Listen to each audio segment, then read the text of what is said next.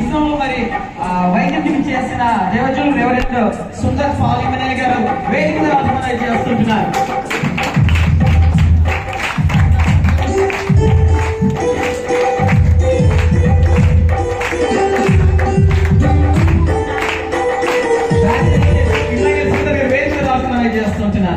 అలాగే మన మధ్య దేవచనులు కోరిసాయి గారు ఉన్నారు, వారు కూడా వేదిక ఆహ్వానం చేస్తున్నారు.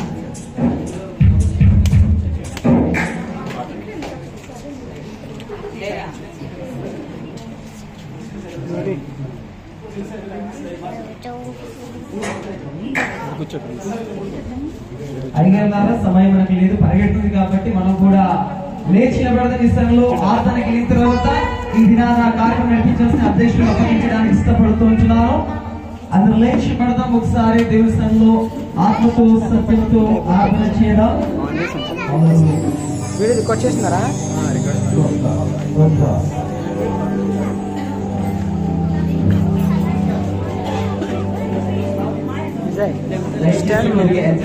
కూర్చోండి.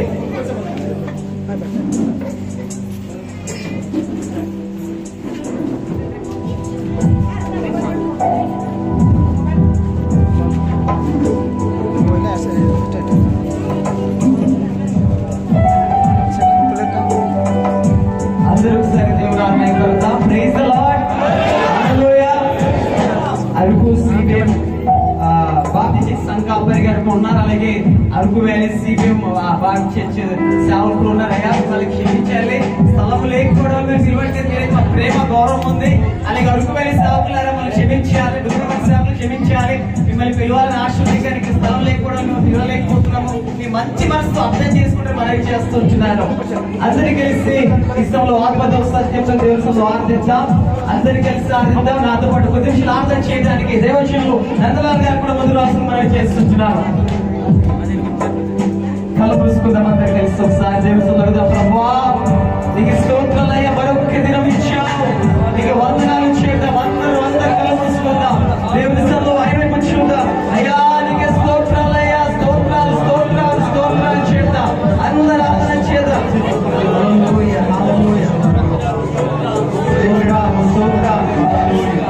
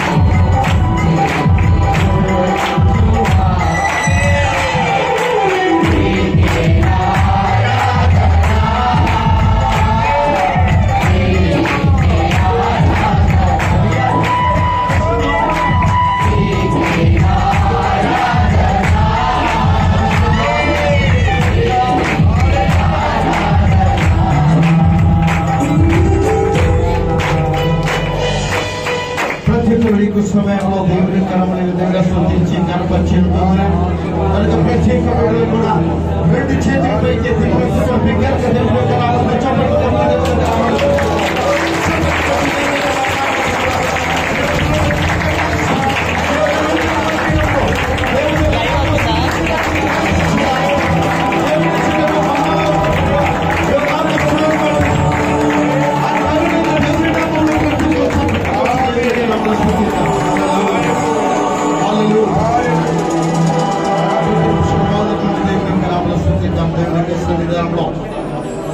దేవుని బిడ్డ ప్రతి ఒక్కరు దేవుని యొక్క సన్నిధానంలో దేవుని ఆరాధించే వారు ఆత్మతోను సత్యముతోను ఆరాధించే వాళ్ళని దేవుని యొక్క లేఖనములో రాయబడి ఉన్నారు. అదేవిధంగా దేవుని బిడ్డలు ప్రతి ఒక్కరు కూడా దేవుని యొక్క నామములో ఆరాధించారు. మనస్ఫూర్తిగా ఎటువంటి ఆలోచన లేకుండా ప్రభు దేవుని యొక్క సన్నిధానంలో ప్రతి ఒక్కరు ప్రార్థన చేద్దాం.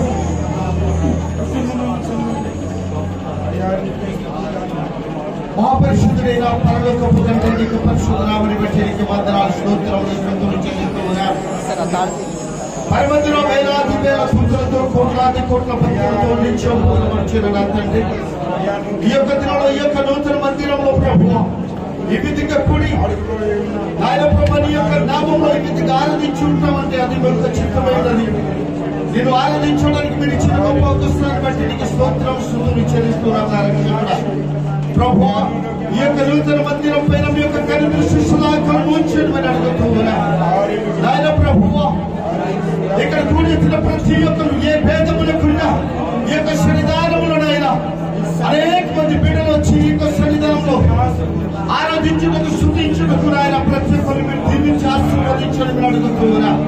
దేవానికి వందనాలు చెల్లిస్తూ నాయన ప్రభు దైవజనుడు సుదూర ప్రాంతం నుంచి వచ్చిన దైవజనుడు అనేక మంది గౌరవనీయులు ఉంటున్నా నాయన నీ యొక్క దేవుని యొక్క వాక్యాన్ని ఈ యొక్క నూతన మందిర ప్రతిష్ట కొరకు ఉద్దేశించి మాట్లాడుతుండగా దైవజనుల హృదయం నుంచి మీరు మార్చడానికి మీరు ప్రతి ఒక్క బిడ్డలతో మీరే నాయన ప్రభు ఆశీర్వదించి ముందుకు నడిపించమని ఈ కార్యక్రమం అంతట్లో మీరే నాయన ప్రభు మొదలుకొని చివరి వరకు మీరే నడిపించమని మీరే ఘనత ఈ మహిమ ఈ ప్రవాహములు మీరే పొందుకోమని త్వరలో రానివ్వన ప్రియ రక్షకుడైన యేసు పరిశుద్ధ నామములో ఈ చిన్న ప్రార్థన వేడుకొని సమర్పించుకుంటూ ఉన్నాం నా పరమ తండ్రి. ఆమేన్.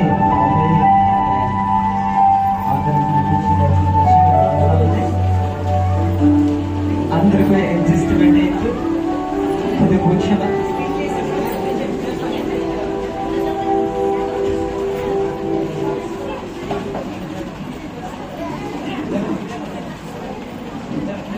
ఈ సమయంలో దైవక్షణలో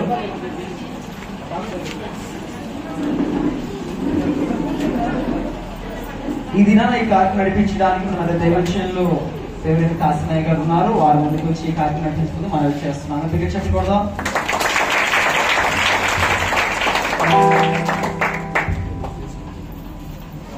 మన ప్రభువు రక్షకుడైన యేసుక్రీస్తు ఘనమైన నామానికి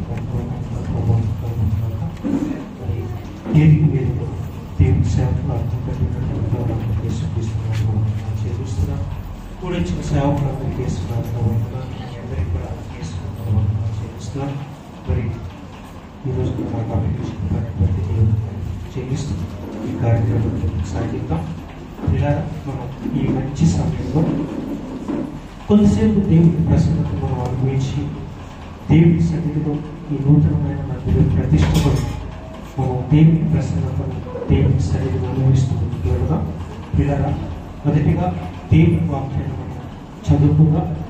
ఈరోజు సిద్ధపరిచిన దేవుని వాక్యం హెచ్చరిక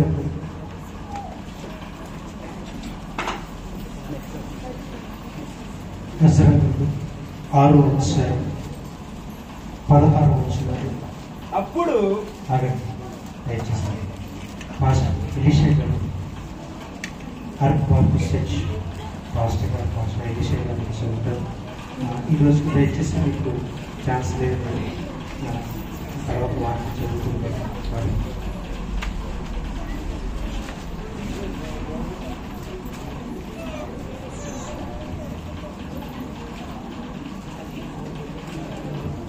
హెచ్చరిక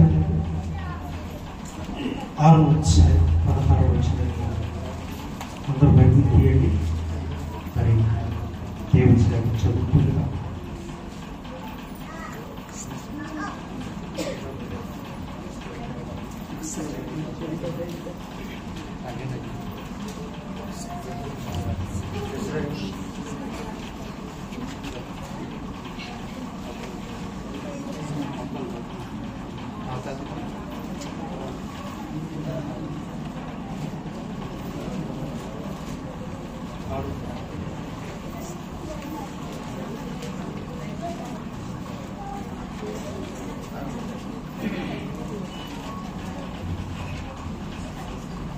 దేవుని యొక్క ప్రభావం చేద్దాం.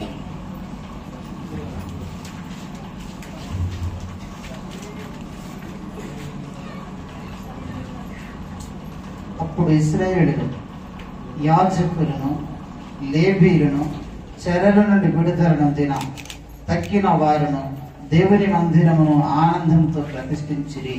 ఈ వాక్యము పరిశుద్ధాత్మదుడు అనుగ్రహించిన కాక. ఆమేన్. థ్యాంక్ యూ అండి. ఈ వాక్యం చెప్పి ఆశీర్వదిస్తున్నాను. పిల్లలు మనందరూ కళ్ళు మూసుకున్నట్లయితే చనిపోయే కార్యక్రమం కొరకు లెక్క పరిచయం కొరకు గమనించుకుంటారు. బాబు రాష్ట్రాలు బాబు రాష్ట్రాలు చేస్తారు.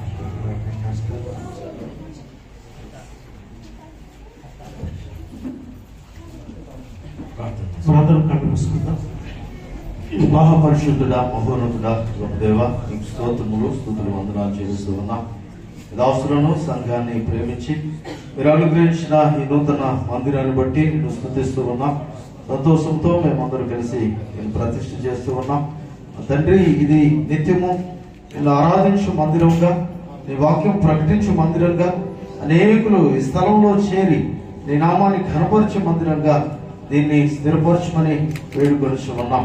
ఈ మందిరంలో నుండి నిత్యము నీ జీవవాక్కులు బయలువెడినట్లుగా నీ కృప, నీ సన్నిధి, నీ బలమైన అభిషేకము నాయన ఈ మందిరంలో ఉంచమని ప్రార్థన చేస్తూ ఉన్నాం. ఈ మందిరము ఈ ప్రాంత ప్రజలు అనేకులకు లైట్ హౌస్ గా అనేకులను నీ వైపుకు నడిపించే మందిరంగా, మంచి సంఘము ఈ స్థలంలో నిన్ను ఆరాధించి నిన్ను పూజించి నిన్ను ప్రకటించే సంఘంగా విరమల్చండి. జరగని ఉన్న కార్యక్రమం అంతటినీ మహిమాత్మగా జరిగించండి. వాకి సందేశం అందించినటువంటి మీ దాసుల ద్వారా నీ బలమైన అభిషేకంతో నాయన నీ వాక్యమును ప్రతి ఒక్కరితో సూటిగాను రూఢిగాను మాట్లాడమని వేడుకొచ్చి ఉన్నాం. నీ అభిషేకం ఈ స్థలంలో దిగివచ్చును గాక. అలనాడు ఆయన ఈ సొలొమోను కట్టిన మందిరంలో యాజకులు నిన్ను ఆరాధించినప్పుడు నీవు ఏ మహిమైతే మందిరంలో నింపావో వాటి మహిమ మందిరం నింపబడును గాక. నీ మహిమ నింపబడినప్పుడు, నీ శక్తి నింపబడినప్పుడు యాజకులు సేవకులకు లోపలికి వెళ్ళలేకపోయారని చెప్పింది ప్రభువా. అట్టి బలమైన ఆత్మ ఈ మందిరంలోకి దిగివచ్చును గాక. ఇది మొదలుకొని నిత్యము నీ కను దృష్టి, నీ చెవులు, నీ మనసు, నీ హృదయము నిత్యము ఈ మందిరంలో ఉండను గాక. ఈ మందిరంలో చేయబడే ప్రతి ప్రార్థన, ఆరాధన, ప్రతి ప్రకటన అనేక జీవితాలకు ఆశీర్వాదకరంగా మార్చును గాక. రూపు చూపించి దాసు ద్వారా మాట్లాడి మరి కొంతమని యేసు పరిశుద్ధ నామములో ప్రార్థించి వెళ్ళుకొచ్చున్నాము తండ్రి. ఆమేన్. Thank you. ప్రార్థన చేసిన పాస్టర్ కేసు చేసుకున్నాను. ఇలా దేవుని గ్రీటింగ్స్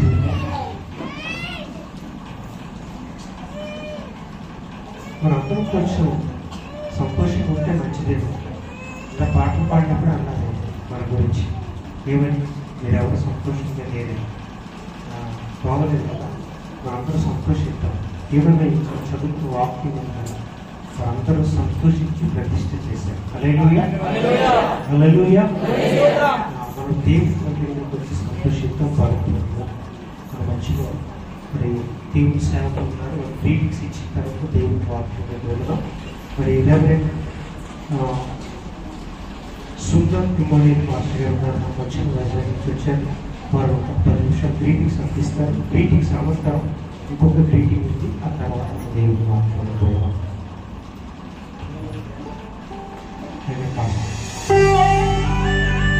చెప్పండి బట్టి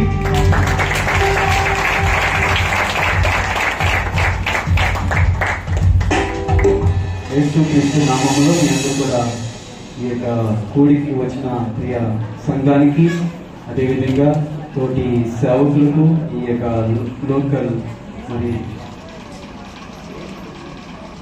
పరిచర్యలో ఉంటున్న ప్రియ మిత్రులకు, మరి ఈ యొక్క వేదికను అలంకరిస్తున్న ప్రతి ఒక్కరికి కూడా యేసుక్రీస్తునామములో మేము అందరూ వందనాలు చెల్లించుకుంటున్నాం. మరి దేవుడు మరి ఆయన చేసే కార్యాలు మరి మనం ఎక్కడెక్కడో లేదంటే మనం ఇంట్లో ఉండమని కాదు, కానీ బయటకు వస్తే చాలా తెలుస్తుంది. మరి విశాఖపట్నం నుంచి బయలుదేరి వచ్చినప్పుడు అనేక పరిస్థితులు చూస్తున్నప్పుడు, చిన్నప్పుడు చూస్తూ వచ్చాను ఈ ప్రాంతం అంతా కూడా. మరి ఈ యొక్క ప్రాంతాన్ని మరొకసారి చూస్తున్నప్పుడు దేవుడు ఎంత గొప్ప దేవుడో, దేవుడు ఎంత ఆశ్చర్యకరుడో, దేవుడు ఎంత మంచి దేవుడో, ఈ యొక్క సృష్టిని మరి దేవుడు తయారు చేసిన రీతిని మనం చూసినప్పుడు దేవుని గణపరుస్తూ ఉంటాం. మరి నేను ఎవరునంటే మరి మీ పాస్టర్ గారి యొక్క మరి పాస్టమ్ గారు మరి సుశీల గారి యొక్క మరి మా మందిరంలో ఎదుగుతూ వచ్చింది చిన్నప్పటి నుంచి. మరి వారి యొక్క సహోదరుడు జాన్, వారిద్దరు కూడా దేవుని యొక్క భయభక్తులో పెరుగుతూ వచ్చారు మా మందిరంలో. మరి సుమారు వారి పుట్టినప్పటి నుంచి కూడా దైవ భక్తిలో వారి యొక్క అమ్మగారు వారి నాన్నగారు పెంచుతూ వచ్చారు. వారి అమ్మగారు అయితే మరి ప్రార్థనా పర్వాలు, ఆమె ప్రార్థన చేసినప్పుడు మనం అనుకుంటాము, ప్రార్థన చేసినప్పుడు అడుగుతాం అనుకుంటాం. ప్రార్థన చేసినప్పుడు చాలా మందికి కన్నీళ్లు ఎలా వస్తాయో లేదో తెలియదు, కానీ ఆమె ప్రార్థన ప్రారంభమే కన్నీటితో ప్రారంభమయ్యి ఆ కన్నీటితోనే మరి ముగించే అటువంటి ప్రార్థనా పర్వాలు మరి అటువంటి సహోదరి మరి లక్ష్మి గారు. అదేవిధంగా ధర్మరాజు గారు కూడా తన యొక్క ఉద్యోగరీత్యా మరి తన పనిపాట్లలో ఉంటూ దేవునితో ఎక్కువ సంబంధాన్ని సహవాసం కలిగి ఉండలేదు, కానీ మరి తనకున్న పరిస్థితులు బట్టి కొంత దూరంగానే ఉండేవాడు. కానీ చివరికి వారిద్దరు కూడా యాక్సిడెంట్ లో ఒకే క్షణంలోనే ఒకే పరిస్థితిలోనే మరి వారు ఈ యొక్క భూమిలోకాన్ని విడిచిపెట్టి వెళ్ళారు. అయితే ఆ రోజు నుంచి మరి దేవుడు మరి సుశీల విషయంలో ఎటువంటి పరిస్థితులు దేవుడు కల్పిస్తాడు అంటే సుశీల జీవితం ఎలా ఉంటుందో నేను చూడాలని. మరి అప్పుడు చాలా చిన్నది, అను బిఎస్సి నర్సింగ్ అనుకుంటా చదువుతుంది. అటువంటి చిన్నతనంలోనే మరి ఆ పేరెంట్స్ ఇద్దరు కూడా కోల్పోవడం అది నాకు తెలుసు. నేను నా చిన్నప్పుడు అంటే నేను 5వ రోజే మా తల్లి చనిపోయింది, మరి దేవుని దగ్గరికి వెళ్ళింది. ఆ రోజు నుంచి నాకున్న పరిస్థితులు నాకు తెలుసు. అంటే తల్లిదండ్రులు లేకపోతే ఎలా ఉంటుందో, తల్లి లేకపోతే ఎలా ఉంటుందో తెలుసు. మరి అటువంటి పరిస్థితుల్లో నుంచి దేవుడు, నేను ఆ ప్రార్థన చేస్తూ వచ్చాము, ఎవరిస్తులు రాలు ఆమె మరి ఎవరి కాలమందు తాను దేవుని కొరకు తన జీవితాన్ని సమర్పించుకుంది. మంచి ఉద్యోగం చేసుకుంటూ వచ్చేది. మరి ఆ మరి ఆ పరిస్థితులు వారి యొక్క అన్న వారి యొక్క చెల్లెలు ఇద్దరు కూడా ఒకే ఇంట్లో ఉంటూ మరి ఆ ఒకే ఇంట్లోని వారి సంసారాన్ని అంటే చిన్న మరి ఇంట్లో ఉంటూ వారు గడుపుతూ వచ్చారు. చివరికి మరి అనియా నేను ఉద్యోగం చేస్తానంటే చెయ్యమ్మా అని అన్నాను. తర్వాత తను మరి నేను ఒక ప్రాంతం వెళ్తున్న మార్గంలో అని నన్ను ప్రార్థన చేస్తూ నేను వెళ్తున్న మార్గంలోనే అని నా కోసం ప్రార్థన చేయి, నేను సేవ చేయాలని ఆశపడుతున్నాను అని. నేను అనుకున్నాను, ఒక తల్లి లేదు, తండ్రి లేదు, చూస్తే వారి యొక్క అన్నయ్య సరైన స్థితిలో మరి ఒక మంచి సంబంధం లేని స్థితిలో ఉన్నాడు. మరి ఏ విధంగా తిను సేవ కొరకు వస్తే అన్ని కూడా వదిలిపెట్టాలి ఎలాగా అని అనుకున్నప్పుడు మరి కొన్ని సంవత్సరం తిరగక ముందే ఒక పాస్టర్ గారిని నేను పెళ్లి చేసుకున్నానని అని చెప్పినప్పుడు నేను సంతోషించాను. ఇది ఆ సంతోషం కన్నా ఈరోజు ఒక మందిరంలో తను యొక్క సేవా పరిచర్యలోను దేవుడు తను ఆస్వాదించాలని మీరు మరి ప్రార్థన చేయండి. మరి దినాన్ని కొన్ని విషయాలు మనం జ్ఞాపకం చేసుకున్న బైబిల్ గ్రంథంలో నుంచి ఈ యొక్క దేవుడు ప్రతిష్ఠించే ఈ యొక్క మందిరం ఏదైతే ఉందో ఇదంతా కూడా పరలోకానికి నిదర్శనంగా ఉంది. ఈ రోజు మనం ఈ మందిరం ఏదైతే చూస్తున్నామో మందిరంలో పాటలు పాడుతున్నారు, మందిరంలో ఆరాధన చేస్తున్నాము, మందిరంలో మరి ఆ యొక్క ప్రార్థనలు కలుగుతున్నాయి. ఈ యొక్క మందిరంలో ఏదైతే మనం ఈ రోజు మనం చూస్తున్నామో ఇది ఆ యొక్క పౌలు భక్తుడు ఏంటంటాడంటే ఆ యొక్క కొరింథీయులకు రాసిన పత్రిక 13వ అధ్యాయము అక్కడ ఏమంటాడంటే ఈ రోజు మనం చూస్తున్న ఈ మందిరం ఏదైతే ఉందో ఈ మందిరం ప్రతిష్టతకు వచ్చిన మనం అందరూ కూడా చూసిన మందిరం ఏదైతే ఉందో ఇది ఒక అద్దంలో చూస్తున్నట్టుగానే చూస్తున్నామంట. మరి అద్దంలో చూడకుండా ఎంతమంది ఇక్కడికి వచ్చారు? ఈ రోజు అద్దం చూడకుండా మనం ఎవరు కూడా రాలేదు కదండి. అద్దం చూడకుండా ఎవరు కూడా రాలేదు. ఈరోజు మరి చాలా మరి ఫోన్లు వచ్చాయి, టెక్నాలజీ పెరిగింది, కానీ అద్దం కూడా ఈరోజు ఫోన్ లో కూడా మనం చూసుకొని మరి ఎలా ఉన్నామో తెలుసు, కానీ అద్దం మాత్రం మనం చూడాలి కదా. మరి ఈ దినాన్ని మనము మన యొక్క ఆత్మీయ స్థితి, మరి ఈ రోజు మన యొక్క భక్తి జీవితము, ఈ రోజు మన యొక్క మందిరం యొక్క ప్రతిష్టత, ఇదంతా కూడా ఏంటి అంటే ఇక్కడ అపోస్తలుడైన పౌలు ఒక మాట మాట్లాడుతున్నాడు. ఏంటంటే ఇక్కడ మనము ఈ రోజు మనం పాటలు పాడుతున్నామా, ఈ రోజు దేవుని యొక్క వాక్యంలో మరి వాక్యాన్ని వింటున్నామా, ఈ రోజు దేవుని సన్నిధిలో ఆరాధిస్తున్నామా, దేవుని యొక్క మందిరాన్ని ఈ యొక్క మందిర ఆవరణలో మనం అందరూ కూడా దేవుని యొక్క ఆనందాన్ని మనం పొందుకుంటున్నామా, ఇదంతా కూడా ఒక అర్థంలో చూస్తున్నట్టే చూస్తున్నాం. ఈ యొక్క ప్రతిష్టత అంతా కూడా మనం అర్థంలో మనం చూసినప్పుడు మనకి ఏం కనపడుతుంది, మన యొక్క హెయిర్ బాగుందా లేదా కదండి, మనము పౌడర్ ఎక్కువ రాసుకున్నామా తక్కువ రాసుకున్నామా కదండి. అదే విధంగా మనం ఒకవేళ అమ్మాయిలు అయితే లిప్స్టిక్ పెట్టుకున్నప్పుడు తక్కువ పెట్టుకున్నామా ఎక్కువ పెట్టుకున్నామా, లేదంటే మనం మరి పెళ్లి కుమార్తె సిద్ధపడడానికి మరి ఏం చేస్తారంటే అద్దం ముందే పెట్టి ఆమెని అంతా కూడా అలంకరిస్తా ఉంటారు. ఈ యొక్క మందిరం ఏదైతే ఉందో, ఈ మందిరంలో జరుగుతున్న ఆ యొక్క పరిచయం ఏదైతే ఉందో, ఇదంతా కూడా మరి యేసుక్రీస్తు వారు పెళ్లి కుమారుడికి లోకానికి రాబోతున్నాడు. మనమందరం కూడా సిద్ధపడే సంఘంగా మనం ఏర్పడి ఉన్నాము. ఈ దినాన్ని సిద్ధపడాలంటే మనకి ఏం కావాలంటే ముందు అద్దం కనబడాలి. ఇక్కడ మరి అపోస్తలుడైన పౌలు ఇక్కడ కొరింథీయులకు రాసిన పత్రిక మొదటి పత్రిక 13 మరి ఇక భాగంలో చదవండి. ఇప్పుడు అద్దంలో చూసినట్లు సూచనగా చూచుచున్నాం. ఈ రోజు ఆరాధన ఏవైతే ఉందో, ఈ రోజు మనము స్తుతులు ఏవైతే ఉన్నాయో, ఈ రోజు మనము పాటలు పాడుకుంటున్నాము, ఆరాధిస్తున్నాము, దేవుని స్తుతిస్తున్నాము. ఈ రోజు మనము యేసుక్రీస్తును మనం ఎలా చూస్తున్నామంటే అద్దంలోనే చూస్తున్నట్టుగానే చూస్తున్నాం. అద్దంలో చూసుకున్నప్పుడు మనకి ఏంటి కనపడుతుందంటే మనం సరిగ్గా ఉన్నామా లేదా. ఇదనాన్ని దేవుని యొక్క మందిరంలోకి వచ్చినప్పుడు మనకి ఏం కనపడాలంటే నేను స్థిరంగా ఉన్నాను లేదా, నేను పాపినా, లేదంటే నేను మరి ఆ యొక్క పాపంలో యేసుక్రీస్తు వారు నన్ను ఆ పాపం అనే ఈ యొక్క పాపం నుంచి నన్ను కడిగి శుద్ధి చేశాడా లేదా. దేవుని యొక్క మందిరంలోనికి ప్రతి ఒక్క మరి యేసుక్రీస్తు వారి దగ్గరికి ఎంతో మందిని తీసుకొని వచ్చారు. మరి ఎంతో మందిని యేసుక్రీస్తు దగ్గర తీసుకుని వచ్చినప్పుడు ఒక పాపి స్త్రీని కూడా యేసుక్రీస్తు దగ్గర తీసుకుని వచ్చినప్పుడు ఈమె ఏం చేయాలి అని అన్నప్పుడు ధర్మశాస్త్ర ప్రకారంగా చంపాలి. కానీ యేసుక్రీస్తు వారు ఏం చేస్తారని యేసుక్రీస్తు వారు తీసుకుని వచ్చినప్పుడు, అమ్మా మరి ఎవరైతే మరి పాపం చేయలేదో ముందు రాయి వేయండి. ఇది నన్ను మందిరంలోకి వచ్చి మనం ఏం చేస్తామంటే మరి పక్క ఆమె లేదంటే పక్క అబ్బాయి లేదంటే పక్క ఉన్న పరిస్థితులు ఎలా ఉన్నాయో చూస్తాం, కానీ మన పరిస్థితులు ఎలా ఉన్నాయో చూడము. అద్దంలో పక్క వారిని యొక్క మరి మొక్క వచ్చేసి చూస్తామా, మనం వచ్చేసి చూస్తామా, మనమే చూసుకుంటాం కదా. అలాగే ఈ యొక్క మందిరంలో మరి ఇక్కడ చదవండి, ఈ దినాన్ని యేసుక్రీస్తు వారిని ముఖాముఖికి ఎక్కడ చూస్తాం, యేసుక్రీస్తు వారి ఈ భూమి మీదకి వచ్చినప్పుడు అంట మరి ఆ యొక్క ప్రకటన గ్రంథము 1వ అధ్యాయము 7వ వచనంలోనే రాయబడింది. ఇదిగో ఆయన మేఘారూఢై వచ్చుచున్నాడు, ప్రతి నేత్రము ఆయన చూస్తుందంట. అమ్మ ఎవరు చూస్తుంది? ప్రతి నేత్రం. ఎంతమందికి కళ్ళు ఉన్నాయి? ఈ రోజు ఉన్న ప్రతి ఒక్కరు కూడా, ఇది నా ఇక్కడ కూర్చున్న ప్రతి ఒక్కరు కూడా కళ్ళు ఉన్నాయి. ప్రతి నేత్రాలు కూడా ఎవరు చూస్తాయి?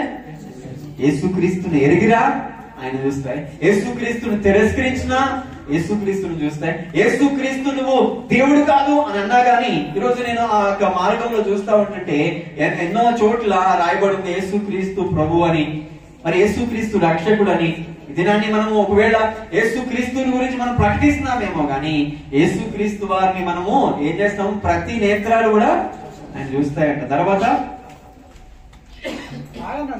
ఆయనను పొడిచిన వారును, అంటే నువ్వు దూషించినా గాని లేదంటే యేసుక్రీస్తు వారిని నువ్వు పొడిచినా గాని నీ యొక్క మాటల చేత, నీ ఆలోచన చేత, నీ చూపుల చేత, నీ యొక్క మనసులో ఉన్న ఆలోచన చేత నువ్వేం చేసినా గాని ఆయన్ని పొడిచిన వారు కూడా చూతును, భూజనులందరూ ఆయన చూచి రొమ్ము కొట్టుకుంటారు. ఈ దినాన్ని ఈ మందిరంలోనికి ఈ ప్రతిష్ఠ ఎందుకు జరిగిందనంటే ఇది ఒక పెద్ద హైవేకి దగ్గరగా ఉన్న ఒక మంచి మందిరము.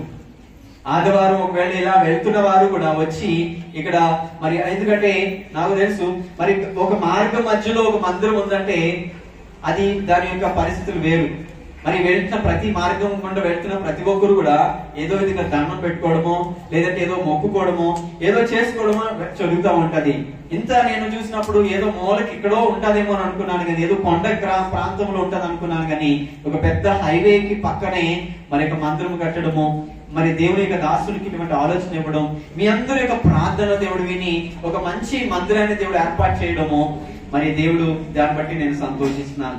ఇది నాని ఈ యొక్క మందిరము మనము ఏం చేస్తున్నామంటే అద్దంలో చూస్తున్నట్టుగానే చూస్తున్నామంట. కానీ మరి ఆ యొక్క సంపూర్ణమైనది వచ్చినప్పుడు, ప్రభు ఈ యొక్క భూమి మీదకి వచ్చినప్పుడు, ప్రభు ఈ యొక్క భూమి మీదకి వచ్చినప్పుడు అంట మనము ముఖాముఖిగా చూస్తాం. ఈ రోజు దేవుని ముఖాముఖిగా చూడకపోవచ్చు. దేవుని ఆరాధనలో, స్తుతుల్లో, మరి పాటల్లో, దేవుని ఆరాధనలో మనము అద్దంలో చూసుకున్నట్టే చూస్తున్నాము. కానీ మరి సంపూర్ణమైనది ఈ లోకానికి వచ్చినప్పుడు, చదవండి అమ్మా 13.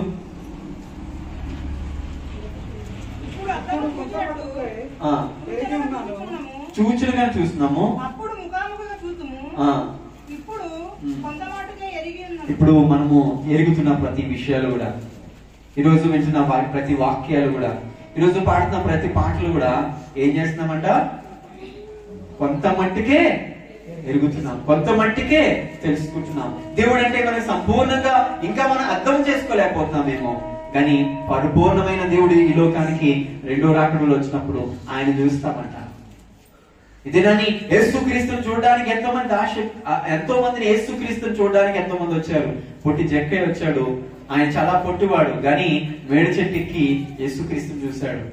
కానీ ఇదేనాని మనమందరూ కూడా ఇక్కడ ప్రతి ఒక్కరు కూడా మరి ఇక మందిరము మరి ఆ ఒక దేవుని యొక్క ఆలయమై ఉన్నది.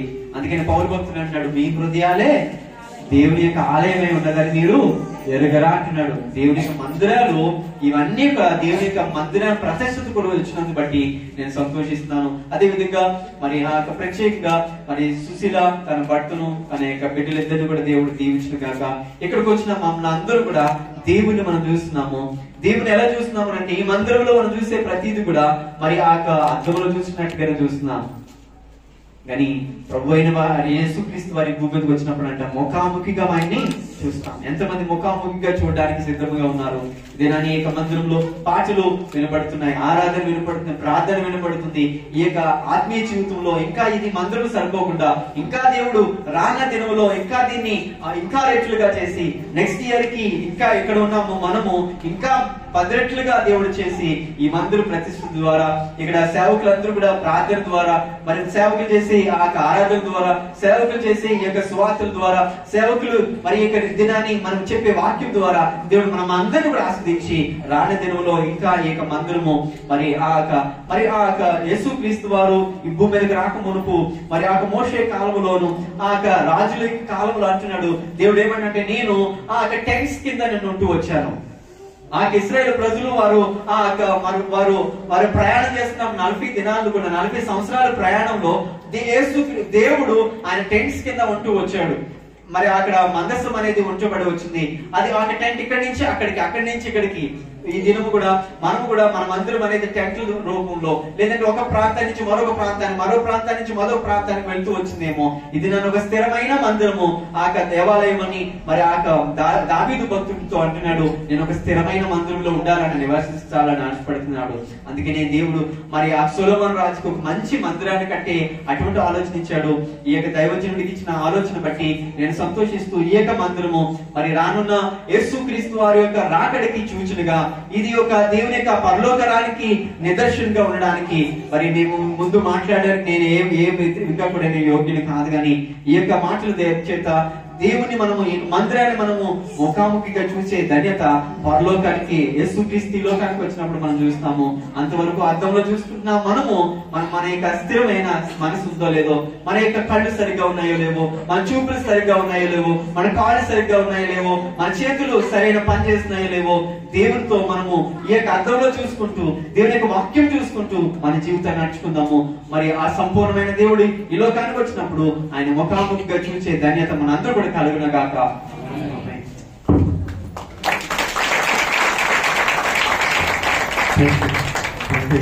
మంచి రీడింగ్స్ ఇచ్చిన వాళ్ళకి ఇంకొక గ్రీటింగ్ తర్వాత దేవుని వాక్యం పెడదాం. మన మధ్యలో మనిషి గారు ఉన్నారు. ఆయన కూడా ఒక 10 నిమిషాలు దేవుని మాట్లాడి మరి గ్రీటింగ్స్ మనకు అందిస్తారు. తర్వాత మన ముందు కార్యక్రమం ద్వారా సమయం కొరకు వచ్చేమవుతుంది. సమయం కొరకు ముందుకు సాగుతాం. హల్లెలూయా.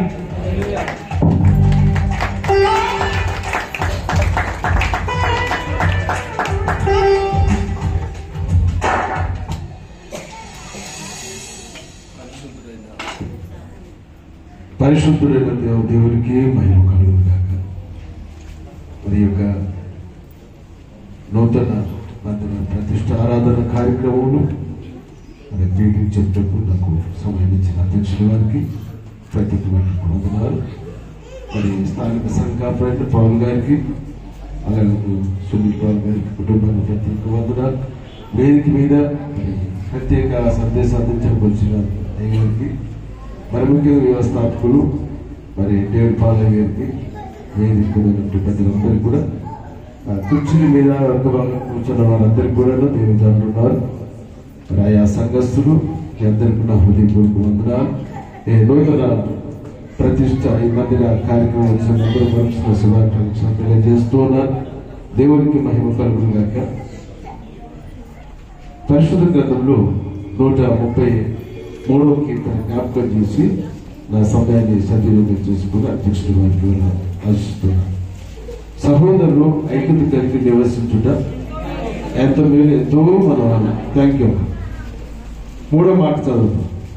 శివుని కొండల మీదికి దిగి వచ్చే హెర్మోను మంచు వలె ఉండను, ఆశీర్వాదములు శాశ్వత జీవము అంచుట ఉండవలనని యెహోవా సెలవిచ్చాడు. దేవునికి మహిమ కలుగును గాక. చాలా అద్భుతమైనటువంటి సమయము. దేవుడు మనకిచ్చిన విలువైన సమయాలు మనం కూడుకోవడము దేవుని యొక్క కృప ఉన్నది. దేవునికి స్తోత్రం కలుగును గాక. శరీర రుగ్మతల కొరకు, రోగాల కొరకు హాస్పిటల్ కట్టుబడి ఉంటాయి. ఈ రోగ పీడితులు హాస్పిటల్కి వెళ్ళి చికిత్స చేయించుకుని బాగు చేయించుకుంటూ ఉంటారు. ఆధ్యాత్మికమైనటువంటి మందిరము ఒక హాస్పిటల్తో సమానం. ఈ మందిరం అనేటటువంటి యొక్క వైద్యశాల శరీరానికి, ఆత్మీయ జీవితాలు కూడా బాగు చేసేటటువంటి ఈ మందిరంలో వచ్చే ప్రతి వారు కూడా వారి జీవితాలు కట్టబడటానికి, సరి చేసుకోవటానికి, ప్రభు కొరకు సిద్ధపరచుకోవడానికి ఏర్పాటు చేయబడినటువంటి పరిశుద్ధమైనటువంటి స్థలము మందిరం. దేవునికి మహిమ కలుగును గాక. అయితే సంఘములో ఐక్యత ప్రాముఖ్యము, క్రమశిక్షణ ప్రాముఖ్యము, సహవాసం ప్రాముఖ్యము, ప్రార్థన సహవాసం చాలా ప్రాముఖ్యము, దేవుని యొక్క బోధ చాలా ప్రాముఖ్యమై ఉన్నది. ఈ రోజున ఆయా సంఘంలో, ప్రతి సంఘంలో కూడా ప్రాంతీయ భేదము, కుల భేదాలు ఉన్నాయి. ఇవి ఏమాత్రం కూడా మీ జీవితాన్ని కట్టిబట్టలేవు, నడిపించలేవు. యేసు క్రీస్తు ప్రభువుని సెలవిస్తున్నది ఏమిటంటే, మీరు ఐక్యత కలిగి ఉంటే నాకు సంతోషం కలుగుతుంది, మీకు మేలు కలుగుతుంది, మీకు ఆశీర్వాదం కలుగుతుంది అని ప్రభువు చెప్తూ ఉన్నాను. అందరూ ఒకే మనసు కలిగిన వారు, ఒకే తలంతులు కలిగిన వారు కాదు, కానీ వేరే వేరే భాషలు, వేరే వేరే తీరు కలిగినటువంటి మనుషులంగా ఉంటారు. అయితే సృష్టికర్త అయినటువంటి దేవుని చేతులు అందరము కూడా ఒక సృష్టిలో ఉన్నటువంటి వారే. అయితే ఈ మందిరములో ప్రతి వ్యక్తులు కూడా ప్రభు కొరకు కట్టబడాల్సిన వారు అయిన మన యొక్క హృదయం అనేటటువంటి ఆలయము ప్రభు కొరకు సిద్ధపరచవలసినటువంటి అవసరం ఉన్నది. ఈ దేహాన్ని మంచి వస్త్రాలతో అలంకరించుకుంటున్నాము, మన యొక్క శరీరాన్ని చక్కగా కాపాడుకుంటూ ఉన్నాము. ఈ మందిరంలో వచ్చిన తర్వాత వాక్యం ద్వారా మన యొక్క ఆత్మీయ జీవితాన్ని, మన హృదయాన్ని, మన పరిశుద్ధమైనటువంటి వస్త్రాల చేత మనం అలంకరించుకోవడం చాలా ప్రాముఖ్యమైనటువంటిది. పాడైపోయినటువంటి జీవితాలు వాక్యం ద్వారా కట్టబడినప్పుడు దేవునికి మహిమ కలుగుతుంది, మనకు ఆశీర్వాదము కలుగుతుంది. ప్రాముఖ్యం ఏమిటంటే, అందుకు అంటారు కదా, శివుడు కొండల మీదకు దిగవచ్చు, హెర్మోను మంచు వలె నుండును, ఆశీర్వాదమును శాశ్వత జీవమును అచ్చట ఉండవలను కోరుచున్నాం. శివుడు కొండ మీదకి, హెర్మోను ఆ కొండ మీదకి ఎన్నో వేల కొలత ఎత్తులో ఉన్నటువంటి ఆ యొక్క కొండ మీద మంచు పొడిచి చాలా తెల్లగా మంచుగా కప్పబడి ఉంటుంది. అందులో నుంచి మంచు ఎంతగానో ప్రవహిస్తూ ఉంటుంది, కింద దిగి వస్తూ ఉంటుంది. ఈ యొక్క సంఘములో ప్రతి వ్యక్తిలో కూడా పరిశుద్ధమైనటువంటి వాక్యం అనే ఒక అభిషేకము, అలంకరణ, నింపబడ్డము ఇది చాలా ప్రాముఖ్యం. ఆ కొండ ఎంతో చక్కగా కనబడుతుంది, మంచితో కప్పబడి ఉంటుంది. మనం కూడా పరిశుద్ధాత్మతో నింపబడి, వాక్యంతో నింపబడి మనము పరిశుద్ధులుగా, మహిమానితులుగా కనబడతాం. అది ఆశీర్వాదముగాను, జీవముగాను మన జీవితంలో ఉంటుంది. మన యొక్క హృదయాలు దేవుని వాక్యం ఉండాలి, దేవుని యొక్క సత్యం ఉండాలి. ఆ సత్యాన్ని, వాక్యాన్ని ఎవరైతే కలిగి ఉంటారో, జీవం కలిగినటువంటి దేవుడు, పరిశుద్ధాత్మ దేవుడు మనను నిత్యము నడిపించబడతాడు. దేవుడికి స్తోత్రము కలుగును గాక. ప్రభునందు మరి సార్వత్రిక సంఘముగా మనం ప్రభు కొరకు సిద్ధపడదాం. మరి నీ జీవితంలో ఆశీర్వాదం ఉండాలంటే, శాశ్వత జీవం ఉండాలంటే నీవు ఏమై ఉండాలంటే ప్రభువులో ఏకమై ఉండాలి. సంఘానికి శిరస్సు ప్రభువే కదా. మిగతా అవయవులు ఎలాగైతే ఇమిడి ఉంటాయో, సంఘము అనేక భాషలు మాట్లాడిన వారిని కానీ, అనేక ప్రాంత మనుషులను కానీ ప్రభువుల ఐక్యం కలిగి ఉండాలి. ఐక్యం కలిగి ఉన్నప్పుడు ఆశీర్వాదం ఉంటుంది, దేవుని యొక్క జీవం మనలో ఉంటుంది. ఇవి కలిగి ఉన్నవాడే వధువు సంఘము, ఎత్తబడే సంఘము, ప్రభు యొక్క రాజ్యములో చేర్చబడేటటువంటి వారు. కనుక ఈ రోజున ఏ తారతమ్యం లేకుండా మనం క్రీస్తులు ఏక శరీరంగా ఉందాం, ఒకే అవయవంలో ఉందాం. మీకు ఇచ్చిన తలంతులను బట్టి, మీకు ఇచ్చిన జ్ఞానాన్ని బట్టి అందరూ ప్రేమ, శాంతి, సమాధానం ఐక్యపరచుతూ మన ఒకరిని ఒకళ్ళ చెడిపోయిన వారిని, పడిపోయిన వారిని దేవుని మందిరాన్ని తీసుకొచ్చి వాక్యాన్ని పరిచయం చేపిస్తూ, దేవుని సేవకులకు పరిచయం చేపిస్తూ మన ఒకరికొకరు దేవుని వాక్యం చేత కట్టుకుంటాం. చివరిగా ఏంటంటే మరి ముఖ్యంగా సంఘ కాపరి కుటుంబంతో ఏకాగ్రతతో ఉండాలి. సంఘ కాపరి యొక్క కుటుంబంతో, సంఘ కాపరితో సంఘము ఐక్యతగా ఉండాలి. దేవుడు పంపబడినటువంటి గొప్ప దేవతలు, దేవుని యొక్క దూతలు, దేవుని యొక్క పరివారు, ఆ జీవితం కట్టేటటువంటి వారు దేవుని యొక్క సేవకులు. మీకు ఆశీర్వాదం రావాలంటే, ప్రభు యొక్క ఆశీర్వాదం రావాలంటే, దేవుని కాపుదల ఉండాలంటే, దేవుడు మీకు ఇచ్చిన సంఘ కాపాన్ని ఒదిగి తగ్గించుకొని వారి విశ్వాస ప్రవర్తన అనుసరిస్తూ దేవునికి ఆశీర్వాదములకు అతీతంగా జీవించాలని, సంఘాన్ని, మందిరాన్ని చక్కగా కాపాడుకోవాలని, ఈ మందిరం ఎంతో చక్కగా ఖర్చు పెట్టి మంచి అలంకరణతో, మంచి డిజైన్తో ఈ మందిరం ఎంతో ఖర్చు పెట్టి కట్టుకున్నారు. మందిరాన్ని మీరు చక్కగా కాపాడుకోవాలి. మీ శరీరాలు కాపాడుకుంటున్నారు, మందిరాన్ని కూడా చాలా చక్కగా కాపాడుకోవాలి. ప్రాముఖ్యం ఏమిటంటే క్రమం ఉండాలి, ఐక్యత ఉండాలి.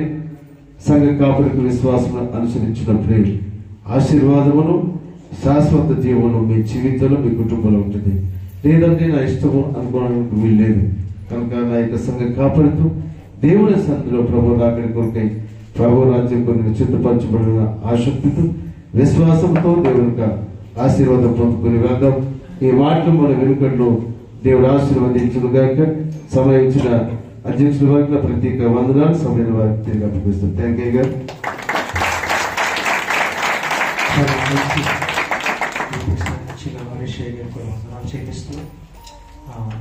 మనం ఐక్యత కలిగి చాలా జాగ్రత్తగా ఎంతమంది చెప్పేస్తాం కాబట్టి మీరు ఎక్కడెక్కడికి వెళ్ళిపోకూడదు. అంతవరకు దేవుడు కొన్ని మాటలు మనకి ఇస్తున్నారు, వాటిని మనం జాగ్రత్తగా గమనించి మన హృదయంతో దాచుకొని మన సంఘం అభివృద్ధి కొరకు వాటిని ఉపయోగించుకోవాలి. మన మధ్యలో దేవుని సేవకులు అరకు వెళ్ళి నూతన mission field officer pastor Sanjeev Kumar అయ్య గారు ఉన్నారు. వారిని సేవకు ఆహ్వానిస్తున్నాం.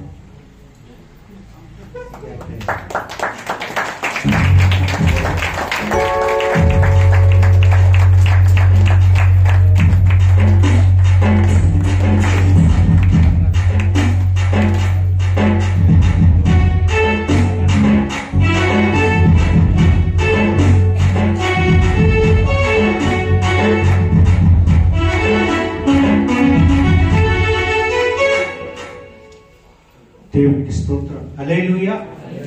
గట్టి చెప్తాం హల్లెలూయా. 10 నిమిషాలు 20 నిమిషాలు అయింది కదా మనం కూర్చొని. 20 నిమిషాలకి మన బ్యాటరీ డౌన్ అయిపోతే పనికి సెల్ బాగా పనిచేయాలి. బ్యాటరీ ఎక్కువగా ఛార్జింగ్ లో ఉండాలి కదా, డౌన్ అయిపోయింది. ఛార్జింగ్ చేద్దాం మళ్ళీ. హల్లెలూయా. హల్లెలూయా. ఒక మంచి సమయానికి వచ్చాం. దేవుని వాక్యాన్ని విన్నప్పుడు ఇప్పుడు వరకు దేవుని వాక్యం చేత కొంచెం హెచ్చరింపబడ్డాం. ఇప్పుడు దేవుని వాక్యం చేత నింపబడ్డాం. మన పట్ల దేవుని ఉద్దేశం ఏంటో, దేవుని చిత్తం ఏంటో మనం ఎరిగి ముందుకు వెళదాం. మరి మన మధ్యలో మరి నా తండ్రి గారు అలాగే మనందరికీ పరిచయమైన యశ్వరమయ్య గారు వారు వచ్చి దేవుని వాక్యాన్ని అందిస్తారు. తర్వాత కార్యక్రమంలో మనం ముందుకు వెళ్తాం.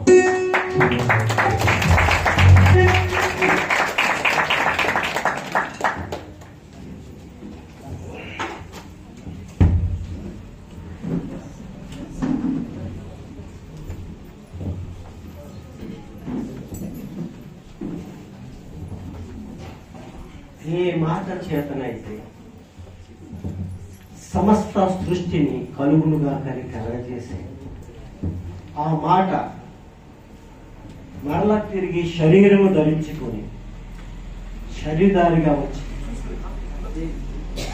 నా మట్టుకైతే పాపం చేతులు అతిక్రమం చేతులు చచ్చి ఉండగా నా కొరకు కాక మాత్రమే కాక అందరి కొరకు తన ప్రాణం పెట్టి చనిపోయి సమాజం తిరిగి లేచి మరలా మన కొరకు రాబోతున్న క్రీస్తు ఘనమైన నామమున మనందరినీ ప్రేమించి ఇక్కడ సమకూర్చొని మన పరలోకపు తండ్రికి మనందరం చప్పట్లు కొట్టి ప్రభావము సదాకాలం ఆయనకు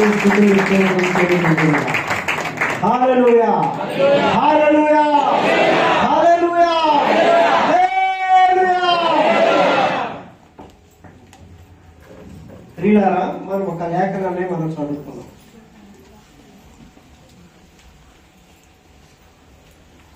ప్రారంభపు లేఖనాన్ని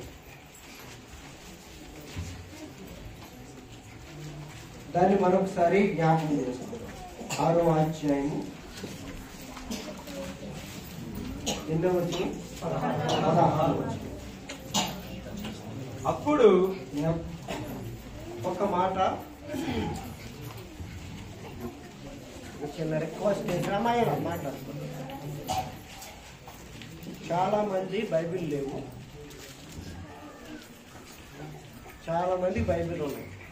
ఇప్పటి వరకు నేను గమనించింది, అయ్యగారు నిలబడి వాక్యం చెప్తుంటే ఒక్కరు కూడా బైబిల్ తీసి అక్కడ ఉందో లేదో చూస్తలేదు. వెనకాల మీరు వింటున్నారో లేదో తెలియడం లేదు. బైబిల్ ఉన్న వాళ్ళు చదువుతా లేదు, చూస్తా లేదు. బైబిల్ లేని వాళ్ళు ఏం ఆలోచించుకుంటున్నారో అర్థమవుతారు. దయించి ఒకరు చదువుతారో వెనకాల మనందరం చెప్తారు. వాక్యం ఒకరిక అందరికినా, కాబట్టి అందరం బాగా వస్తుంది. నేను ఒక్కడినే ప్రసంగం చేసేవాడిని కాదు, మీరు ఇక్కడ వాళ్ళందరూ బాధ్యత. ఇది ఎవరిది? ఇది వాక్యము దేవుడు. దేవుడు ఎవరో? మనవాడు. మనము దేవుడు ఏకమయ్యం. అందుకు ఇప్పుడు చదువుతారు, దయించి ఇంకంతమాని చెప్పను. వాక్యం ఒకరు చదువుతుండగా అందరూ చెప్పాలి. చెప్పండి, వాక్యం ఒకరు చదువుతుండగా అందరూ చెప్పాలి. అందరూ బాధ్యత. చదువున్నాను, ఒకరు చదువుతారు, ఎవరైనా పర్లేదు. అప్పుడు చెప్పాలి అనకాల, నేనుగా చెప్పడం, మీరే చెప్పాలి. చెప్పనా? అప్పుడు ఇశ్రాయేలీయులను యాజకులను లేవీయులను చెరలో నుండి విడుదల నొందిన తక్కిన వారును దేవుని మందిరమును ఆనందముతో ప్రతిష్ఠించిరి. దేవుడి వాక్యాన్ని మనందరి కొరకు దీవించి ఆశీర్వదించును గాక. హల్లెలూయా హల్లెలూయా. ప్రియులారా, ఇశ్రాయేలు ప్రజలు బబులోను దేశంలోనికి చెరలోకి వెళ్ళి 70 సంవత్సరములు చెరలో ఉన్నారు. ఆ తర్వాత మందిరాన్ని కాల్చేశారు, పడగొట్టేశారు. అది మరలా తిరిగి అది కట్టబడ్డారు. కట్టబడిన తర్వాత ఆ మందిరాన్ని చెరలోని వచ్చిన వారు, అక్కడ ఉండేటువంటి ప్రజలను, యాజకులను, లేవీయులు కలిపి ఏం చేశారంటే మందిరాన్ని మరొకసారి ఏం చేశారు? ప్రతిష్ఠ చేశారు. చెప్పండి నాన్న, ప్రతిష్ఠ చేశారు. ఏం చేశారు? ప్రతిష్టత చేశారు. ప్రతిష్టత ఏంటి చెప్పండి? అయితే దాన్ని చెప్పక మునుపు నేను ఒక మాట మిమ్మల్ని అడగాలి. మందిరాలు ఎందుకు కట్టుకుంటున్నాం? దేనికి అవసరం మందిరం? ఎందుకు కావాలి? దీనికి మీకు అర్థం అవడం కోసము పక్షుల కోసం 2 మాటలు చెప్తాను. ముందుగా ఒక పక్షి వేరొక పక్షితో జత కలిసినప్పుడు ఆ 2 పక్షులు కలిసి గూడు కడతాయి. ఇది ఎప్పుడైనా గమనించారో లేదో మీకు తెలియదు. నాచురల్ గా సహజంగా జరిగే అంశం. ఏం చెప్పాను? ఒక పక్షి మరొక పక్షితో జత కలిస్తే ఆ 2 కలిపి గూడు కడతాయి. గూడు ఎందుకు కడతాయి? 2 కలవకపోతే నివసించడం జరగదా? 2 కలిస్తే గాని నివాసం కుదరదా? ఆ 2 గూడు ఎందుకు కట్లి? అదేంటున్నానా తెలియదు. చూస్తారేదా చెట్ల మీద పక్షులు గుడ్లు పెడితే తెచ్చుకుని ఒడ్డు తినే ఆమ్లెట్లు వేసుకుని తెలుసు. కానీ ఎందుకు గూడు కట్లే అంటే గుడ్డులు పెట్టడానికి గూడు కట్ట. చెప్పండి మళ్ళీ చెప్పండి గట్టిగా. అందుకే గూడు కట్టాలి. అక్కడ పక్షులకు గూడు, మనకేమో దేవుని మందిరం అందుపరుస్తుంది. ఎందుకు కట్టుకోవాల్సి వచ్చిందంటే గమనించండి. ఒక అమ్మాయిని ఒక అబ్బాయి పెళ్లి చేసుకున్నారు. పెళ్లి చేసుకుని అమ్మాయి వాళ్ళ ఇంటి సరిపోవాలి, అబ్బాయి వాళ్ళ ఇంటి సరిపోవాలి. మా ఇంట్లో ఒక రావద్దు పొమ్మంటే ఎక్కడికి వెళ్తారు? వాళ్ళు ఎక్కడ నివసించాలి? వాళ్ళ సంసారం చేయాలి. ఏం చేయాలి? సంసారం చేయాలి, కాపురం చేయాలి. కాపురం చేసిన తర్వాత ఏం జరుగుతుంది? గర్భవతి అవుతుంది. గర్భవతి అయిన తర్వాత పిల్లలు కంటుంది. మన వాళ్ళు ఎక్కడ ఉంచాలి? ఇది మనందరికీ తెలుసు. కాబట్టి వాళ్ళకు కూడా ఏం కావాలి? ఒక నివాసం, ఒక ఇల్లు కావాలి. దేవుని మందిరం ఎందుకు కావాలంటే గమనించండి, దేవునితో మనము నివసించడానికి, దేవునితో మనము కాపురము చేయడానికి. సప్పలు కూడా దేవుని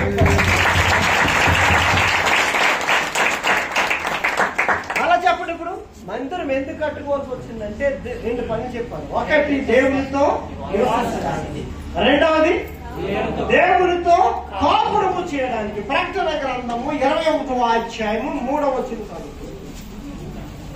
ఒకరు చదువుతారు, వెనకాల అందరు చెప్పొచ్చు.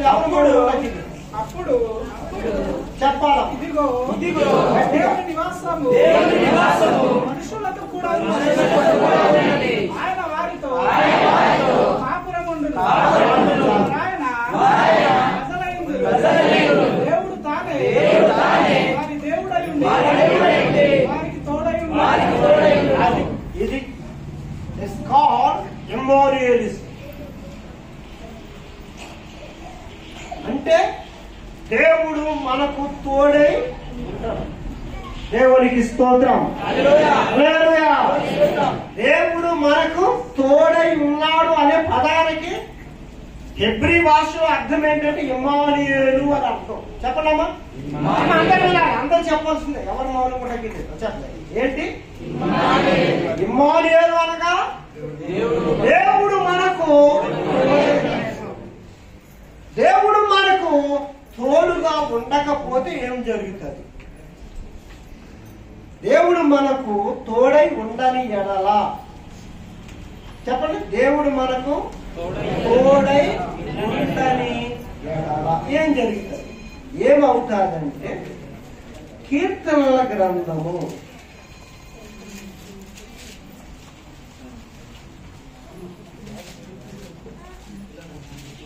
1 వండర్ఫుల్. అందరూ చెప్పండి. అందరూ యెహోవా మనకు తోడై ఉండని ఎడల యెహోవా మనకు తోడై ఉండని ఎడల వారు మనము ప్రాణంతోనే మనలను ప్రాణం ఆయనతోనే వేసి ఉందురు. ఇంకా చదువుతుంది దాని పైన కొట్టండి. మనుషులు మన మీదకి లేచినప్పుడు యెహోవా మనకు తోడై ఉండని యెడల వారి ఆగ్రహము మనపైని రగులు కొనినప్పుడు యెహోవా మనకు తోడై ఉండని యెడల వారు మనలను ప్రాణముతోనే మింగివేసి ఉందురు. ఎప్పుడు దేవుడు మనకు ఉండకపోతే, దేవుడు తోడై ఉండాలంటే రెండు పని జరగాలి. ఒకటి, మనం ఆయనతో నివసించాలి. రెండోది, ఆయనతోటి కాపురము చేయాలి. భార్య ఒక అమ్మాయి వివాహం చేసుకుని భర్త దగ్గర కాపురం చేయడం అది తెలుసు మనకంతే. ఒక అబ్బాయి పెళ్లి చేసుకుని భార్యతో కాపురం చేయడం తెలుసు, అది తెలుసు మనకంతే. కానీ తెలియంది ఏంటంటే దేవునితో కాపురం చేయడం తెలియదు. మనుషులు నివాసించడం తెలుసు, దేవునితో నివాసం తెలియదు మనకి. అర్థం చెప్పింది అర్థమైందా? ఓకే, మరి చెప్పండి. ఏం చెప్పాను? మనుషులము కాపురం చేయడం తెలుసు, బాగా తెలుసు. దేవునితో కాపురం చేయడము, మనుషులు నివసించడము తెలుసు, దేవునితో నివాసించడము తెలియదు. మరి దేవుడు మనకి ఎలా తోడై ఉంటాడు? ప్రకటన గ్రంథం అందరు మీరు జాగ్రత్తగా ఈ మాటలు, శ్రేష్టమైన మాటలు ఇవి. నేను మీకు నాకు తెలుసుకుని నేను మీకు చెప్పడం లేదు, నేను విని చెప్తున్నా. నాకు ఇక్కడికి వచ్చే వరకు ఇక్కడ చెప్పాలనే తలంపు కానీ చెప్తారనేటువంటి ఉద్దేశాలు కానీ అయినా నాకేం చెప్పలేదు. ఈ అనౌన్స్మెంట్ చేసిన తర్వాత గాఢ వచ్చింది. ఎందుకు గాఢవనికి వచ్చిందంటే రాత్రి ఒక ఆయన ప్రసంగం చేశారు నా దర్శనంలో. అది ఇప్పుడు నేను చెప్పబోతున్నాను. నాకు తెలియందే మీకు చెప్తున్నా. నేను విన్నానే, నేను ఏదైతే రాత్రి విన్నానో కానీ ప్రసంగం బోధించాను నాకు వచ్చి అది రాసుకున్నాను. అది మరలా మీకే అది చెప్తున్నాను. అందుకని మీరు అందరు నేను జాగ్రత్తగా విన్నాను, మీరు కూడా జాగ్రత్తగా విని మీ మేలుకుంటారు. దేవునికి స్తోత్రం.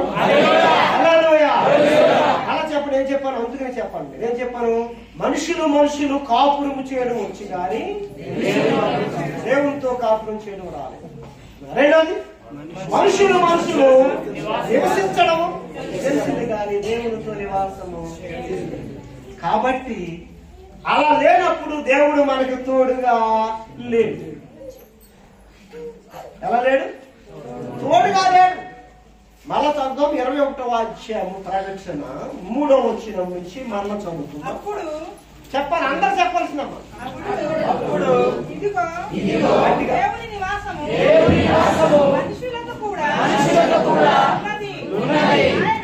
ఆయన వారితో కాపురమును. ఆయన తలయందురు.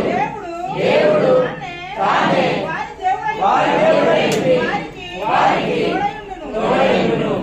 చాలా తోడై ఉంటే ఏం జరుగుతుంది? అర్థమైంది కదా? తోడై ఉండకపోతే ఏం జరుగుతుంది? నా చదువుకున్న కీర్తన గ్రంథములు 125 అధ్యాయంలో చదువుకున్నాను.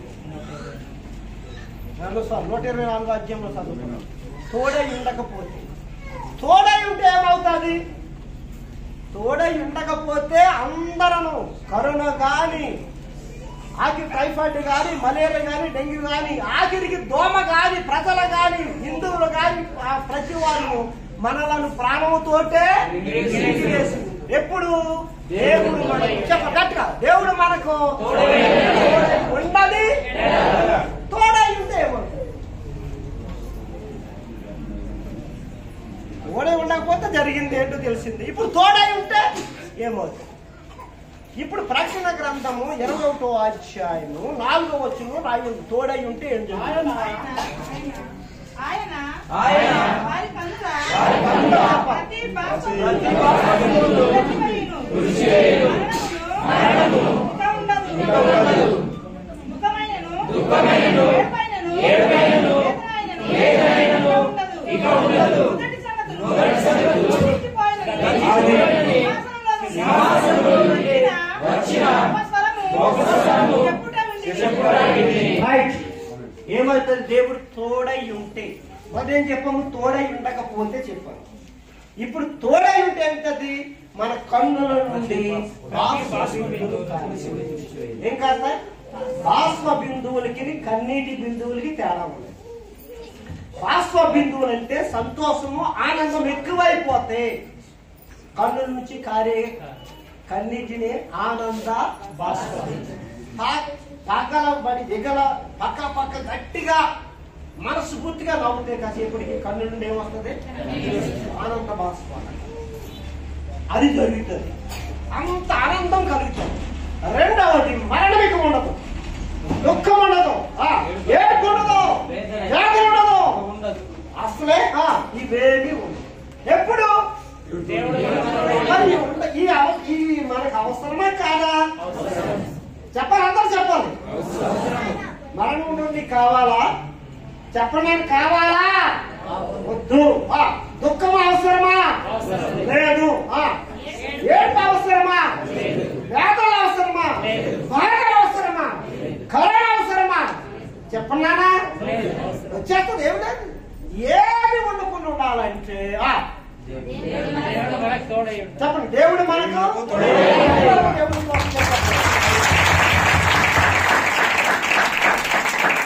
దేవుడు మనకు తోడై ఉండాలి అంటే ఇక్కడ ఏం జరగవలసి ఉంటుంది? 2 కార్యాలు జరగాలి. ఒకటి, ఆయనతో మనము నివసించాలి. రెండవది, కాపురించాలి. ఒక పక్షి ఇంకో పక్షితో జత కలిసింది, ఆ రెండు కలిసి కాపురం చేస్తాయి. అందుకే గుడ్డులు పెడతాయి. ఏం పెడతాయి? గుడ్డులు పెడతాయి. ఆ గుడ్డులు పెట్టినప్పుడు ప్రియులారా, అవి ఎక్కడికి పోకుండా, చెదిరిపోకుండా, పాడైపోకుండా, వేరే జంతువులు ఏమి చేయకుండా, తినకుండా ఈ రెండు కలిపి ఏం కడతాయంటే ఒక గూడును. ఆ గూట్లో పొదిగితే పిల్లలు అయి పెద్దలుంటాయి. అందుకై గూడు కడుతున్నాయి. ఇప్పుడు మందిరం ఎందుకు కట్టాం? మందిరాలు ఎందుకు కట్టుకున్నాం? మందిరాలు కలిగిన వారు ఉన్నారు, మందిరాలు లేని వారు ఉంటే ఉండవచ్చు. సహజంగా ప్రతి స్థలమును మందిరాలు ఉన్నాయి. ఎందుకున్నాయి? ఎందుకు కట్టాం? దేనికి కట్టాం? ఇది ఇందుకు కట్టామని. ఎందుకు కట్టాలి? దేవుడితో నివసించడానికి. చెప్పనా? రెండవది, చేస్తే తప్ప పిల్లలు పుట్టరు. ఇంకొక మంచి మాట చెప్తాను, మిమ్మల్ని అందరినీ గొర్రెలు మంద అంటారు సంఘాలు. చెప్పండి, గొర్రెల మంద. మరి ఈ మందలు కాసే వాళ్ళెవరు? కాపరి కదా. కాపరి గారిని ఏమంటారు ఇక్కడ? పాస్టర్ గారు అంటారు. అవునా కదా? సేవకులు, దైవజనులు, పాస్టర్ కదమ్మా. నేను ఒక మాట అడుగుతాను, ఖచ్చితంగా చెప్పండి. మంద పిల్లల కంటే మంద పెరుగుతారా? పాస్టర్ గారి పిల్లల కంటే మంద పెరుగుతారా? అబద్ధం పడుకుని చెప్పండి.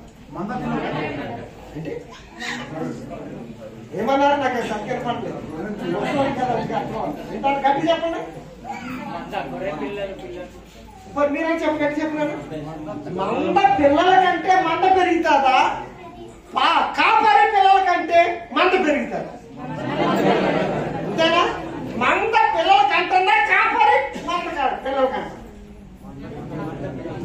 ఇక్కడ ఈ సంఘం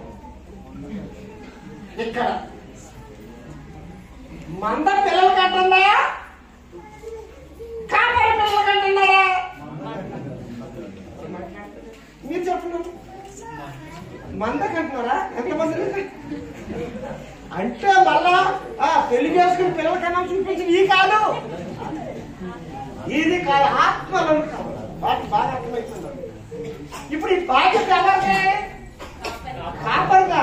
పిల్లలకైనా బాధ్యత కాపరి బాధ్యత. మేక పెట్టడమే. ఏ మేక? మంద బాధ్యత పిల్లలు కనాలి, అప్పుడే మంద పెరుగుతుంది. మరి ఇక్కడ ఎలా చదువుతుందో నాకు తెలియదు. అవుతుందా? మీకు ప్రోత్సాహకారం ఉండడానికి ఇక్కడే అరకు వ్యాలీ బోర్డు కూడా ఒక ఊరు, అక్కడ కొట్టియ వాళ్ళు ఇప్పుడు మిల్లు పెట్టుకున్నారు. వాళ్ళు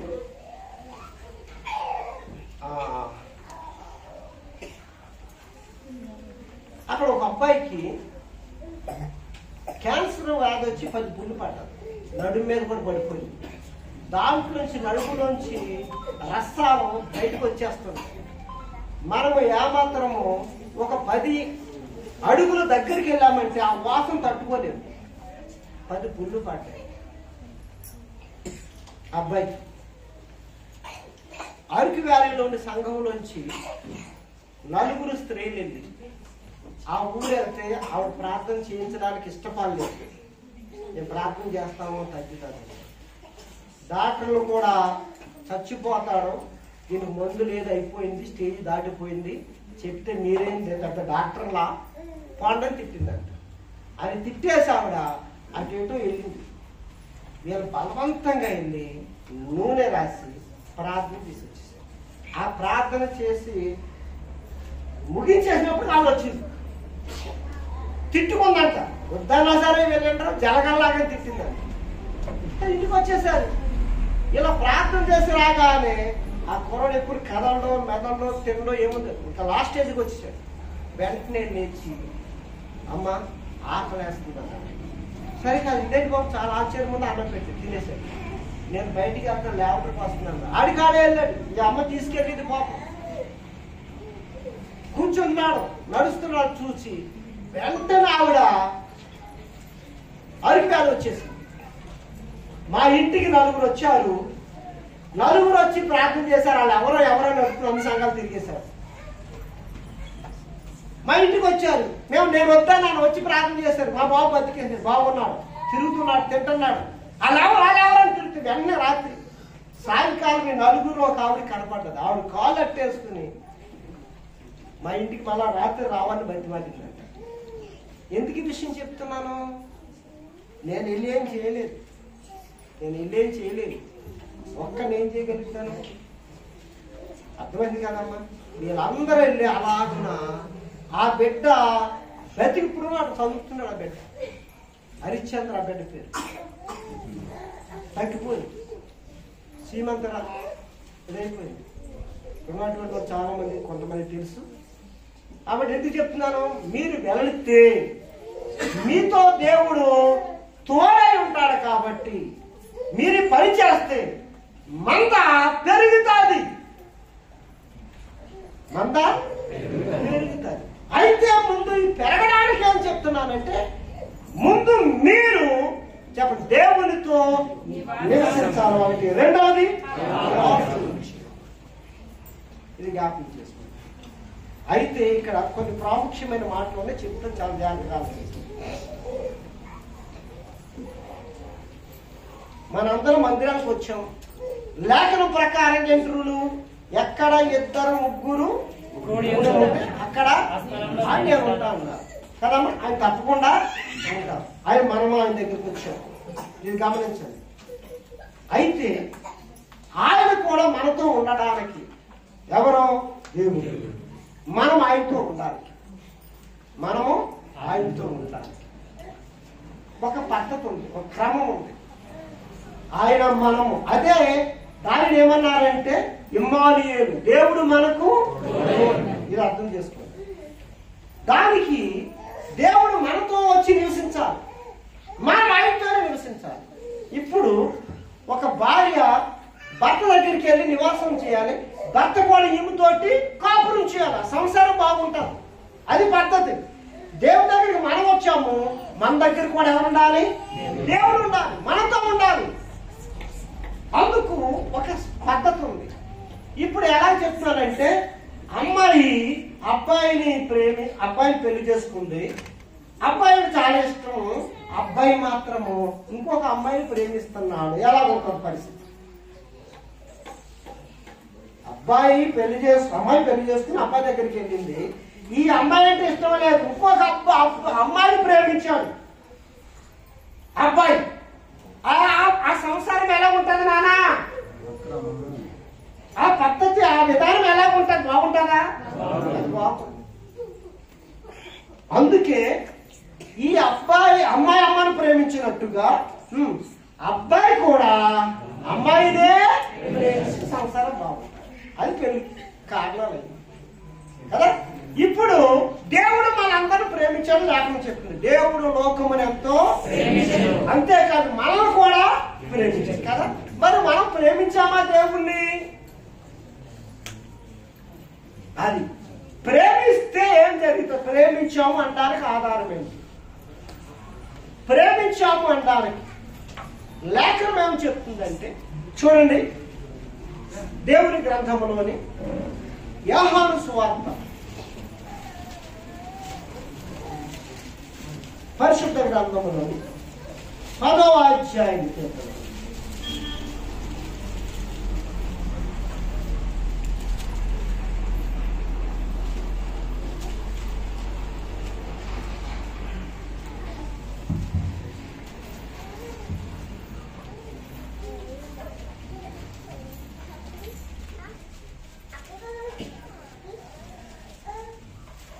యేసు ప్రభు వారు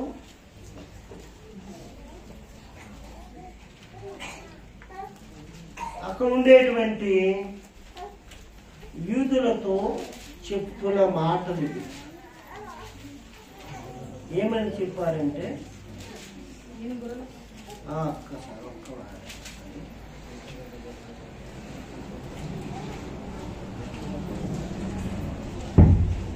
దానికి ముందుగా ఒక మాట మనం చదవాలనుకుంటాం.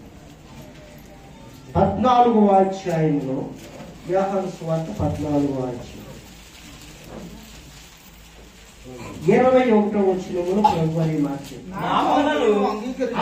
అంతా చెప్పను చదువునా. నా ఆజ్ఞలను అంగీకరించి వాటిని గైకొనువాడే ప్రేమించువాడు నా తండ్రి వలన ప్రేమింపబడును.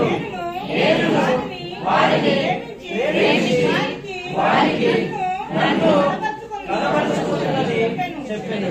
అది ఇక్కడ ఏం చెప్తున్నారు? 23వ వచనం కూడా చదువు. ప్రేమించిన వాడు నా మాట అప్పుడు నా తండ్రి వానిని ప్రేమించు. మేము వాని యొద్దకు వచ్చి వాని యొద్ద నివాసం చేయుదుము. ఎప్పుడు దేవుడు మనతో నివాసం చేస్తాడు అంటే మనం ఆయన ప్రేమించాలి. చెప్పండి, మనము ఈ ప్రేమించడంలోని చాలా జాగ్రత్తగా అర్థం చేసుకోండమ్మా. సంపూర్ణంగా ప్రేమించాలే తప్ప సగము కాదు. కొంచెం ఆయన దేవుడికి ఇష్టం. ప్రేమించడం అనేటువంటిది అర్థమైందమ్మా. దేవుని సేవించడము, ప్రేమించడం అనేటువంటిది పూర్తిగా ఉండాలి. ఎలా ఉండాలి అంటే ఈ ప్రేమ కొంత భార్య మీదో, కొంత భర్త మీదో, లోకం మీదో, పిల్లల మీద, ఆల మీద పెట్టి ఏదో కొంత దేవుని పెట్టాలి. పూర్ణ హృదయంతో దేవుని మనం ఏం చేయాలి? ప్రేమించామనడానికి రుజువేంటి? ఇక్కడ ఆయన ఆజ్ఞలను గైకొంటాం. ఆయన చెప్పిన వాక్యాన్ని తూచా తప్పకుండా పాటిస్తాం. మన చదవండి 23లోని యేసు నన్ను ప్రేమించిన చెప్పండి, చెప్పండి, అందరు చెప్పాలి. అమ్మా వెనకాల కూడా చెప్పండి. ఒకడు నన్ను ప్రేమించిన అది ప్రేమించాడంటే ఆయన మాటలను గైకొంటాం. చెప్పండి, అది ప్రేమించామంటే ఆయన మాటలను గైకొంటాం. గైకొనడం అంటే అర్థం ఏంటి? ఆయన ఏమి చెప్తే అదే చేస్తాం. ఇదే ప్రేమించడానికి కారణం. ఆయన ఆ ఆజ్ఞలన్నీ పాటిస్తాం. చెప్పండి, ఆయన ఆజ్ఞలన్నీ పాటిస్తాం. ఆజ్ఞలను పాటించుటే ప్రేమ. చెప్పండి, ఆయన ఆజ్ఞలను ఆశించుటే ప్రేమించు. ఇంతకీ ఆజ్ఞలే ఎన్ని ఆజ్ఞలు ఉన్నాయి? అమ్మాయి కూర్చుంటాడు, ఆలోచన వస్తారు చూడ, అమ్మాయిలా చూడాలి. ఎన్ని ఆజ్ఞలు ఉన్నాయి? 10 ఆజ్ఞలు. ఈ 10 ఆజ్ఞలు పాటించిన బట్టి ఏం వస్తుంది మనకి అనుకుంటున్నారు? ఏం కలుగుతుంది? 10 ఆజ్ఞలను పాటించడం వల్ల దేవుడు మనకు తోడుగా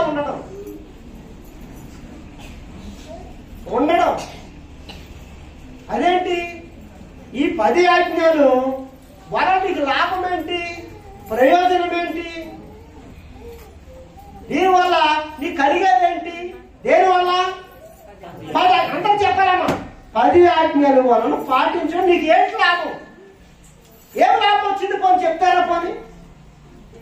ఎందుకంటే కారణం ఏంటంటే ఈ ఆజ్ఞలు ఇశ్రాయేలు ప్రజలకు ఇవ్వబడ్డ ఆజ్ఞలు. ఎందుకు ఇచ్చాడంటే కానాను దేశం వెళ్ళడానికి ఇచ్చాడు. మనం కానాను దేశం వెళ్ళడానికి కాదు ఆజ్ఞలు పాటించడం. చెప్పడం ఎక్కడికి వెళ్ళడానికి? దేవుని రాజ్యానికి వెళ్ళడానికి పనికిరావు. అవి కానాను దేశానికి వెళ్ళడానికే పనికి ఇద్దరే వెళ్ళగలిగారు. యెహోషువ కాదు, మిగిలిన అందరూ రాకున్నట్టు రాలిపోయారు. అవి మనకు కాదు. ఆజ్ఞలు ఏ ఆజ్ఞలు అయితే చెప్తాను జాగ్రత్తగా. కొత్త నిబంధన ఆజ్ఞలు చెప్పండి. కొత్త నిబంధన అది మనకు యేసుక్రీస్తు ప్రభువారి ద్వారా అనుగ్రహింపబడిన ఆజ్ఞలు. ఎవరి ద్వారా? యేసుక్రీస్తు ప్రభువారి ద్వారా. దాంట్లో మొదటి ఆజ్ఞ మత్తయి సువార్త 5వ అధ్యాయం 3వ వచనం చదువుతాం. ఇది ధన్యతలు అని రాయబడ్డాది కాబట్టి ధన్యతను కొట్టిపాడేశారు కానీ కాదు ఇది ఆజ్ఞ. ఆత్మ విషయమై చెప్పాలి, అందరు చెప్పండి. అందరు అమ్మ గట్టిగా చెప్పాలి. ఆత్మ విషయమై దీనులైన వారు ధన్యులు, పరలోక రాజ్యము వారిది. ఇది పాటించు, ఫస్ట్ పరలోక రాజ్యం నీకు వస్తుంది. దీని అర్థం ఏంటి? ఆత్మ విషయమై దీనులైన వారు ధన్యులు అంటే ఆత్మ విషయమై దీనులు అవ్వడం అంటే ఏంటి? హెబ్రీ లాంగ్వేజ్ కి, హెబ్రీ భాషకు, హెబ్రీ భాషలో ఉండేటువంటి గ్రామర్కు విధానాలకి మన తెలుగు ఒడియాలో మన భాషలో తేడా ఉంది. కాస్త చాలా తేడా ఉంది. దానికి అర్థం చేసి చదువుకుంటే ఈజీగా వచ్చేది హెబ్రీ భాష. అది కష్టమైంది, తెలుగే కష్టం. హిబ్రూ చాలా ఈజీ, నేర్చేసుకుంది, తక్కువ అక్షరాలు. ఆ విధానం ఏంటంటే ఇక్కడ చెప్తాను వినండి. ఇక్కడ ఇక్కడ రాసింది చెప్తాను. ఏది? ఆత్మ విషయమై దీనులైన వారు ధన్యులు. ఆత్మ విషయమై దీనులు అనే పదం, దీనులు అనే పదానికి హెబ్రీ పదం పేదవాడు అని రాస్తుంది. ఇంగ్లీష్ లో పూర్ అని రాస్తుంది. అర్థమైందా? దేని కొరకు? పేదవాడు ఆత్మ కోసం. చెప్పండి, ఆత్మ కోసము. శరీరంలో పేదవాడు అని వాడు ధన్యుడని అర్థం. దాన్ని నువ్వు ఆత్మ పాటించి పరలోకానికి వెళ్తావు. అర్థమై చెప్పింది అర్థమైందా? 10 ఆజ్ఞలు పాటిస్తే పరలోకానికి వెళ్ళావు. అవి కాదు, ఇవి కావాలి. అయితే ఆత్మ విషయమై దీనులైన వారు అనగా ఆత్మ కొరకు శరీరంలోని పేదవాడైన వాడు ధన్యుడు, వాడిదే. అది అర్థం. అని చెప్పండి. ఆత్మ కొరకు శరీరములో పేదలైన మీరు ధన్యుడు. దేని కొరకు? ఆత్మ. దాని కొరకు నువ్వేం చేయాలంటే దేవునితో నువ్వు ఎప్పుడు కాపురం చేయాలి, ఎప్పుడు నివాసించాలి. అప్పుడు శరీరంగా దేవుడు అయిపోతాం. ఎప్పుడు దేవునితోనే కాపురం చేయాలి. అది ఎలా ఉంటుందంటే దేవునితో కలిసిన వాడు ఆయన ఆత్మతో ఏకమైపోతాడు. 1 కొరింథీయులకు రాసిన పత్రిక ఒక్కసారి చదువు. కొరింథీయులకు రాసిన పత్రిక 1 కొరింథీయులు 6వ అధ్యాయం 17వ వచనం. త్వరగా అటువలే చెప్పడం అటువలే ప్రభువుతో కలుసుకున్నవాడు ఆయనతో ఆయనతో కలిసి అలా ఏకాత్మ అయిపోయి ఆయనతో కాపురము చేయగలిగితే పిల్లలకు అనగాలి. ఎవరికి అంటాము? ఎవరికి అనగలము? చెప్పండి నాన్న. సంసారం చేసి భార్యాభర్తలు సంసారం చేస్తే ఏమవుతుంది నాన్న? అలాగే దేవునితో కాపురము చేస్తే ఆత్మలో ఆత్మ సంబంధం పిల్లలకి అంటాం. దాన్ని అలా ఉంచితే శరీర సంబంధంగా పిల్లలకి అన్నాము. ఎవరికంటే వాళ్ళు ఆ పిల్లలు వాళ్ళు నువ్వు పిల్లలకి అన్నావు, ఆ పిల్లలు నీ పిల్లలు. ఇప్పుడు దేవుని వలన పిల్లలకంటే ఆ పిల్లలు ఎవరవుతారు? దేవుని పిల్లలు. అర్థమైంది కదా? దీనిని ఏమంటారంటే ప్రతిష్టత అంటారు. ఏమంటారు? ప్రతిష్టత. అందుకనే మనము మొట్టమొదటి వాక్యం చదువుకున్నప్పుడు చెరలోంచి విడిపింపబడిన వారు ఇశ్రాయేలు ప్రజలు లేవీలు అందరూ కలిపి ఆ మందిరాన్ని ఏం చేశారు? ప్రతిష్ఠిత చేశారు. అందరు వినాలి. ఏం చేశారు? ప్రతిష్ఠిత అంటే ఏంటి చెప్పండి. ప్రతిష్ఠత అంటే ఏమిటి? ప్రతిష్ఠత అనే దానికి రెండు అర్థాలు ఉన్నాయి బైబిల్లో. రెండు అర్థాలు ఉన్నాయి. అందరూ వినాలమ్మ. దేవునికి స్తోత్రం. ప్రతిష్ఠత అనే దానికి రెండు అర్థాలు ఉన్నాయి. ఒకటి అతి పరిశుద్ధంగా ఉండుతారు. చెప్పండి. అంటే దేనికి చెప్తున్నాను ఇప్పుడు ఈ మాటలో? ప్రతిష్ఠిత అంటే చెప్పండి. ప్రతిష్ఠిత అంటే అతి పరిశుద్ధంగా ఉండదు ఒకటి. రెండవది దానితో ఏదైనా తాకినా దాన్ని కూడా దీని వల్ల మార్చివేసే శక్తి కలదు. రెండు మనం చెప్తానే అర్థమవుతుంది కదమ్మా? అమ్మ వినాలి. ఒకటి ప్రతిష్ఠిత అంటే అతి పరిశుద్ధంగా ఉండదు. రెండవది దాన్ని తాకిన దాన్ని ముట్టుకున్నా చెప్పాలి అది కూడా దీని వల్లే మారిపోదు. అంటే అతి పరిశుద్ధంగా మారిపోదు. ఈ రెండు కలిగిన లక్షణాలు కలిగిన దానిని ఏమంటారంటే నిర్గమాకాండము 30వ అధ్యాయం 29వ వచనం చదువు. నిర్గమాకాండం 30వ అధ్యాయం 29వ వచనం. అవి పరిశుద్ధమైనవి గాను. చెప్పండి ఒకసారి గట్టి చెప్పండి. దేవునికి స్తోత్రం. గట్టిగా హల్లెలూయా. బాగా చెప్పండి. చదువు. అవి పరిశుద్ధమైనవిగా ఉండునట్లు వాటిని ప్రతిష్ఠింపవలెను. మళ్ళీ చదువు. చదువు. అవి అతి పరిశుద్ధమైనవిగా చెప్పండి. అతి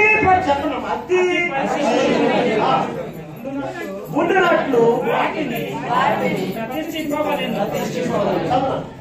వాటిని తగులు ప్రతి వస్తువు ప్రతిష్ఠితమగును. అది ప్రతిష్ఠిత. దేవునికి స్తోత్రం. ఈ ఆలయాన్ని ఎలా ప్రతిష్ఠ చేస్తున్నాం ఇప్పుడు? ఈ ఆలయాన్ని ఎలా ప్రతిష్ఠింపబడాలి ఇప్పుడు? ఈ ఆలయం ఏమవ్వాలి? అతి పరిశుద్ధం ఉండాలి. రెండవది వాటిని తగులు ప్రతిదీ ప్రతిష్ఠ అయిపోవాలి. ఇది ఇప్పుడు ప్రతిష్ఠతలో ప్రాముఖ్యమైన అంశం ఏంటంటే ప్రతిష్ఠత ఎలాగవగానే అతి పరిశుద్ధంగా అవగానే అతి పరిశుద్ధంగా ఎప్పుడైతే అయిపోయిందో అది దేవునిది అయిపోతుంది. దేవుని స్తోత్రం. దేవునిది. నిర్గమాకాండము 13వ అధ్యాయం 1వ వచనం చదువుతాం. అది నాది అన్నాడు దేవుడు. మరియు యెహోవా మోషేతో ఇలాగు సెలవిచ్చెను. ఇశ్రాయేలీయులను మనుష్యుల యొక్క పశువుల యొక్క ప్రథమ సంతతి అనగా ప్రతి తొలిచూలు పిల్లను నాకు ప్రతిష్ఠించు. అది నాదని చెప్పాను. ఏది దేవునిది? ప్రతిష్ఠింపబడిందల్లా దేవునిదే. మందిరాన్ని ప్రతిష్ఠిస్తున్నాము. ఇది ఎవరిది? ఇప్పుడు ఇది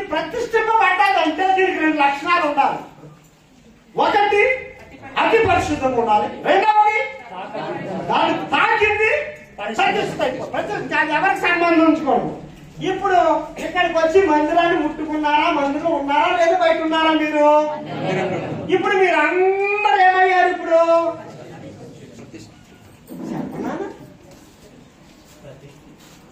మీరు అందరూ ఏమయ్యారు?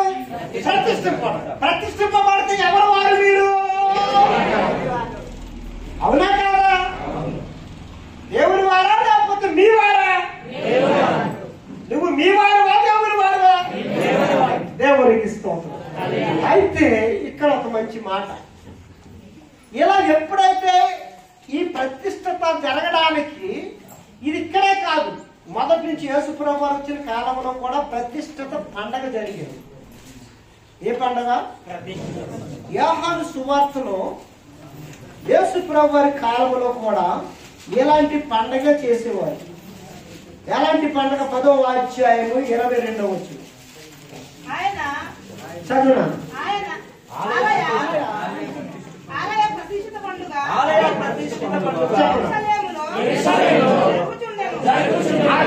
ఏంటి? ఏ పండగ? ఆలయాన్ని ఏం చేసేవారు? ప్రతిష్ఠ చేసేవారు. ఈ ప్రతిష్ఠ చేయగానే 2 కారణాలు కనపడతాయి. ఒకటి, ఇదేమైపోద్ది చెప్పనా? ప్రతిష్ఠ చేయగానే ఏమైపోతుంది చెప్పండి. ఇప్పుడు దాకా విన్నారా? గట్టిగా చెప్పండి, పర్లేదు. చెప్పండి చెప్పనా? ప్రతిష్ఠ చేయగానే అతి పరిశుద్ధమైంది. పరిశుద్ధత కాదు, అతి పరిశుద్ధత. పరిశుద్ధత మీద సైతానికి, క్రూర మృగానికి అధికారం ఉంది. అందుకు చెప్తున్నా, అతి పరిశుద్ధత మీద దేవునికి మాత్రమే అధికారం. అది చెప్పడం కూడా దేవునికి స్తోత్రం. 7వ అధ్యాయం 13వ అధ్యాయం 7వ వచనం. ప్రకటన 13:7. పరిశుద్ధులతో గట్టిగా చెప్పను, చెప్పను, అందరూ చెప్పలేను. మరియు పరిశుద్ధులతో యుద్ధము చేయను, వారిని జయిస్తాను. దానికి అధికారం ఇవ్వబడింది. ఎవరిని జయించే అధికారం ఉన్నది? పరిశుద్ధులు జయించే అధికారం ఉందా? ఎవరిని జయించలేదు ఇప్పుడు? అతి పరిశుద్ధంగా పరిశుద్ధంగా ఉన్నవాడు ఆయన స్వాతంత్రంగా వెళ్ళిపోవచ్చు. పరిశుద్ధంగా ఉన్నవాడి మీద వాడికి అధికారం ఉండవచ్చు. పరిశుద్ధంగా ఉన్నటువంటి వాడి మీదకి వాడికి అధికారం ఉండవచ్చు. ఎవరి మీదకి అధికారం లేదు? అర్థమైంది కదా ఇప్పుడు? అందుకనే యేసు ప్రభు వారు కూడా ఏం చేశారంటే, యోహాను సువార్త 17వ అధ్యాయము 19వ వచనంలో ఒక మాటను చదువుతుంది. వారు సత్యమందు ప్రతిష్ఠ చేయబడినట్టు, సత్యమందు ప్రతిష్ఠత చేయబడినట్లు వారి కొరకై నన్ను ప్రతిష్ఠ చేసుకునిచున్నాను. ఎవరంటున్నారు ఈ మాట? యేసు ప్రభు వారంట తను తానే ప్రతిష్ఠ చేసుకున్నారు. ఎందుకు? మనందరము సత్యమందు ప్రతిష్ఠ. సత్యం అంటే దేవుని వాక్యం. అయితే ఇక్కడ ప్రాముఖ్యమైన విషయం ఏంటంటే, ఈ మందిరాన్ని ఎలా ప్రతిష్ఠ చేస్తున్నారు? ఇప్పుడు ఈ మందిరాన్ని ప్రతిష్ఠ చేసిన తర్వాత ఇది ప్రతిష్ఠింపబడ్డ దేవుని నామమున దీంట్లోకి వచ్చిన ప్రతి బిడ్డ ఏమైపోవాలి? అతి పరిశుద్ధులు అవ్వాలి. అతి పరిశుద్ధులైన వారు ఎవరి సొత్తు? దేవుని సొత్తు. అప్పుడు వాళ్ళు ఏం చేయాలి? దేవునితో నివసించాలి. రెండోది, దేవునితో కాపురం చేయాలి. అలా చేస్తే అర్థమైందమ్మా? అప్పుడు ఇనప దండముతో ఏలనై ఉన్న శిష్యులు లేక పిల్లలు, ఆత్మ సంబంధమైన పిల్లలు అంటారు. ఎవరైతే ఇలా ప్రతిష్ఠింపబడిన వారిగా ఉంటారో, ఎవరైతే అతి పరిశుద్ధంగా ఉంటారో, ఎవరైతే దేవునితో సహవాసము చేస్తారో, ఎవరైతే దేవునితో కాపురము చేస్తారో, వారందరూ ఇనప దండముతో ఏలనై ఉన్న మగ శిష్యులను లేక పిల్లలను అంటారు. అది గమనించు. సైతానికి తలను చితగొట్టేవారుగా ఉంటారు, సైతాన్ని పారగొట్టేవారుగా ఉంటారు. అప్పుడు ఈ సంఘం ఎలాగైతే పాతాల లోకద్వారములో సంఘం ఎదుట ఎరగకుండా పారిపోతాయి. దేవునికి అలాంటి సంఘంగా ఉండాలని ఈ 20 మందిని ప్రతిష్ఠ చేస్తున్నారు. ఈ సంఘంలో ఉన్న వాళ్ళు ఎవరు నరకానికి పోకూడదు. ప్రతి వారు ఎక్కడ పోవాలి? అందుకేమో వాళ్ళ సంఘం అంతా ప్రతిష్ఠింపబడి అతి పరిశుద్ధంగా ఉండాలి. అలా ఉండక పరిశుద్ధాత్మని తోడు ఆధారణ నిత్యం మనందరికీ కాపాడి నడిపించేది.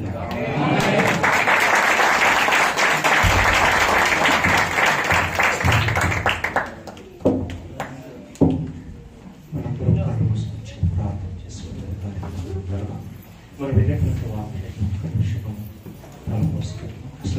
అలా ప్రతిష్ఠితపడకుండా ఈ మందిరంలో మనం పరిశుద్ధంగా ఉన్నాము లేదా, అతి పరిశుద్ధంగా మనం నడుపుతున్నాము లేదా చిన్న ప్రార్థన చేసుకుంటాం. చిన్న ప్రార్థన చేసుకుంటాం. ప్రారంభం చేయండి. కళ్ళు మూసుకొని చిన్న ప్రార్థన చేయండి.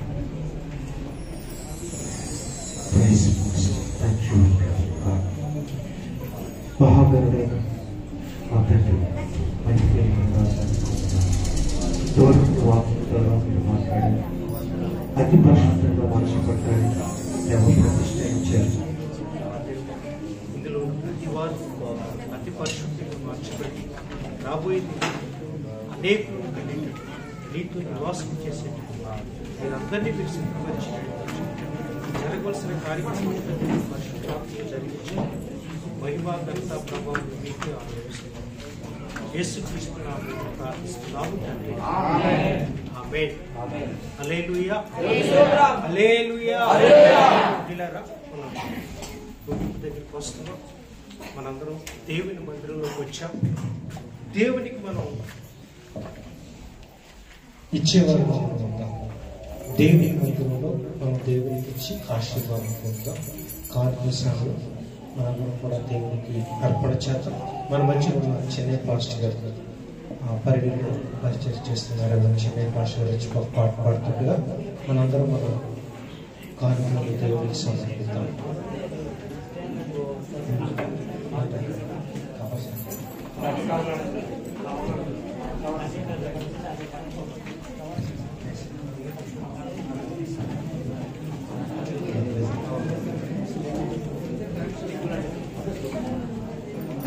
హల్లెలూయా. దేవునికి స్తోత్రం. చాలా మంది అందులో ఉన్నారు. గట్టిగా చెప్పండి, చెప్పండి. దేవునికి స్తోత్రం. హల్లెలూయా. ప్రభు యేసు నా రక్షక నొసగు కనులు నాకు నిరతారము నిన్ను చూడా. ప్రభు యేసు నా రక్షక నొసగు కనులు నాకు నిరతము నిన్ను చూడా. అల్పాయు నీవే ఓమేగాయు నీవే, అల్పాయు నీవే ఓమేగాయు నీవే. ప్రభు యేసు నా రక్షక నొసగు కనులు నాకు నిరతరము నిన్ను చూడా. ప్రభు యేసు నా రక్షక నొసగు కనులు నాకు నిరతరము నిన్ను చూడా. ప్రియుడైన యోహాను పద్మసులో ప్రియమైన యేసుని స్వరూపము. ప్రియుడైన యోహాను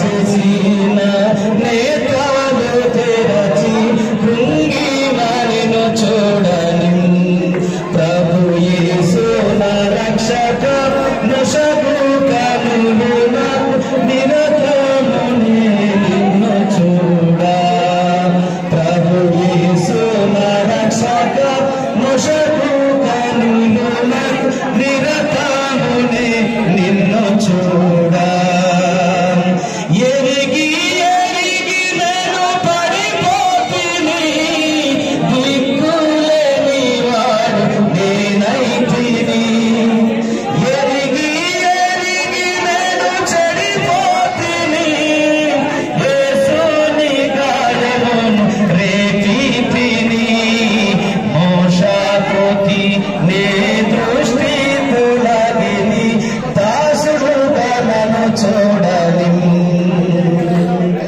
మోషపోతి నే దృష్టిని తొలగి దాసుడుగా నన్ను చూడని ప్రభు యేసు నా రక్షక నశకు కనులు నాకు నిరతమునే నిన్ను చూడా ప్రభు యేసు నా రక్షక నశకు కనులు నిరతమునే నిన్ను చూడా ఎందరో యేసు వైపు చూచెదరో పొందెదరు వెలుగు ముఖమున ఎందరో యేసు వైపు చూచెదరో పొందెదరు వెలుగు ముఖమున సంధింతులేగా సంతోషించుచు ముందుకు పరిగెత్తెదా సంధింతులేగా సంతోషించుచు ముందుకు పరిగెత్తెదా ప్రభు యేసు నా రక్షక నశకు కనులు నాకు నిరతమునే నిన్ను చూడా ప్రభు యేసు నా రక్షక నశకు కనులు నాకు నిరతమునే నిన్ను చూడా అల్పాయు నీవే ఓమేగాయు నీవే అల్పాయు నీవే ఓమేగాయు నీవే ప్రభు యేసు నా రక్షక నశకు కనులు నాకు నిరతమునే నిన్ను చూడా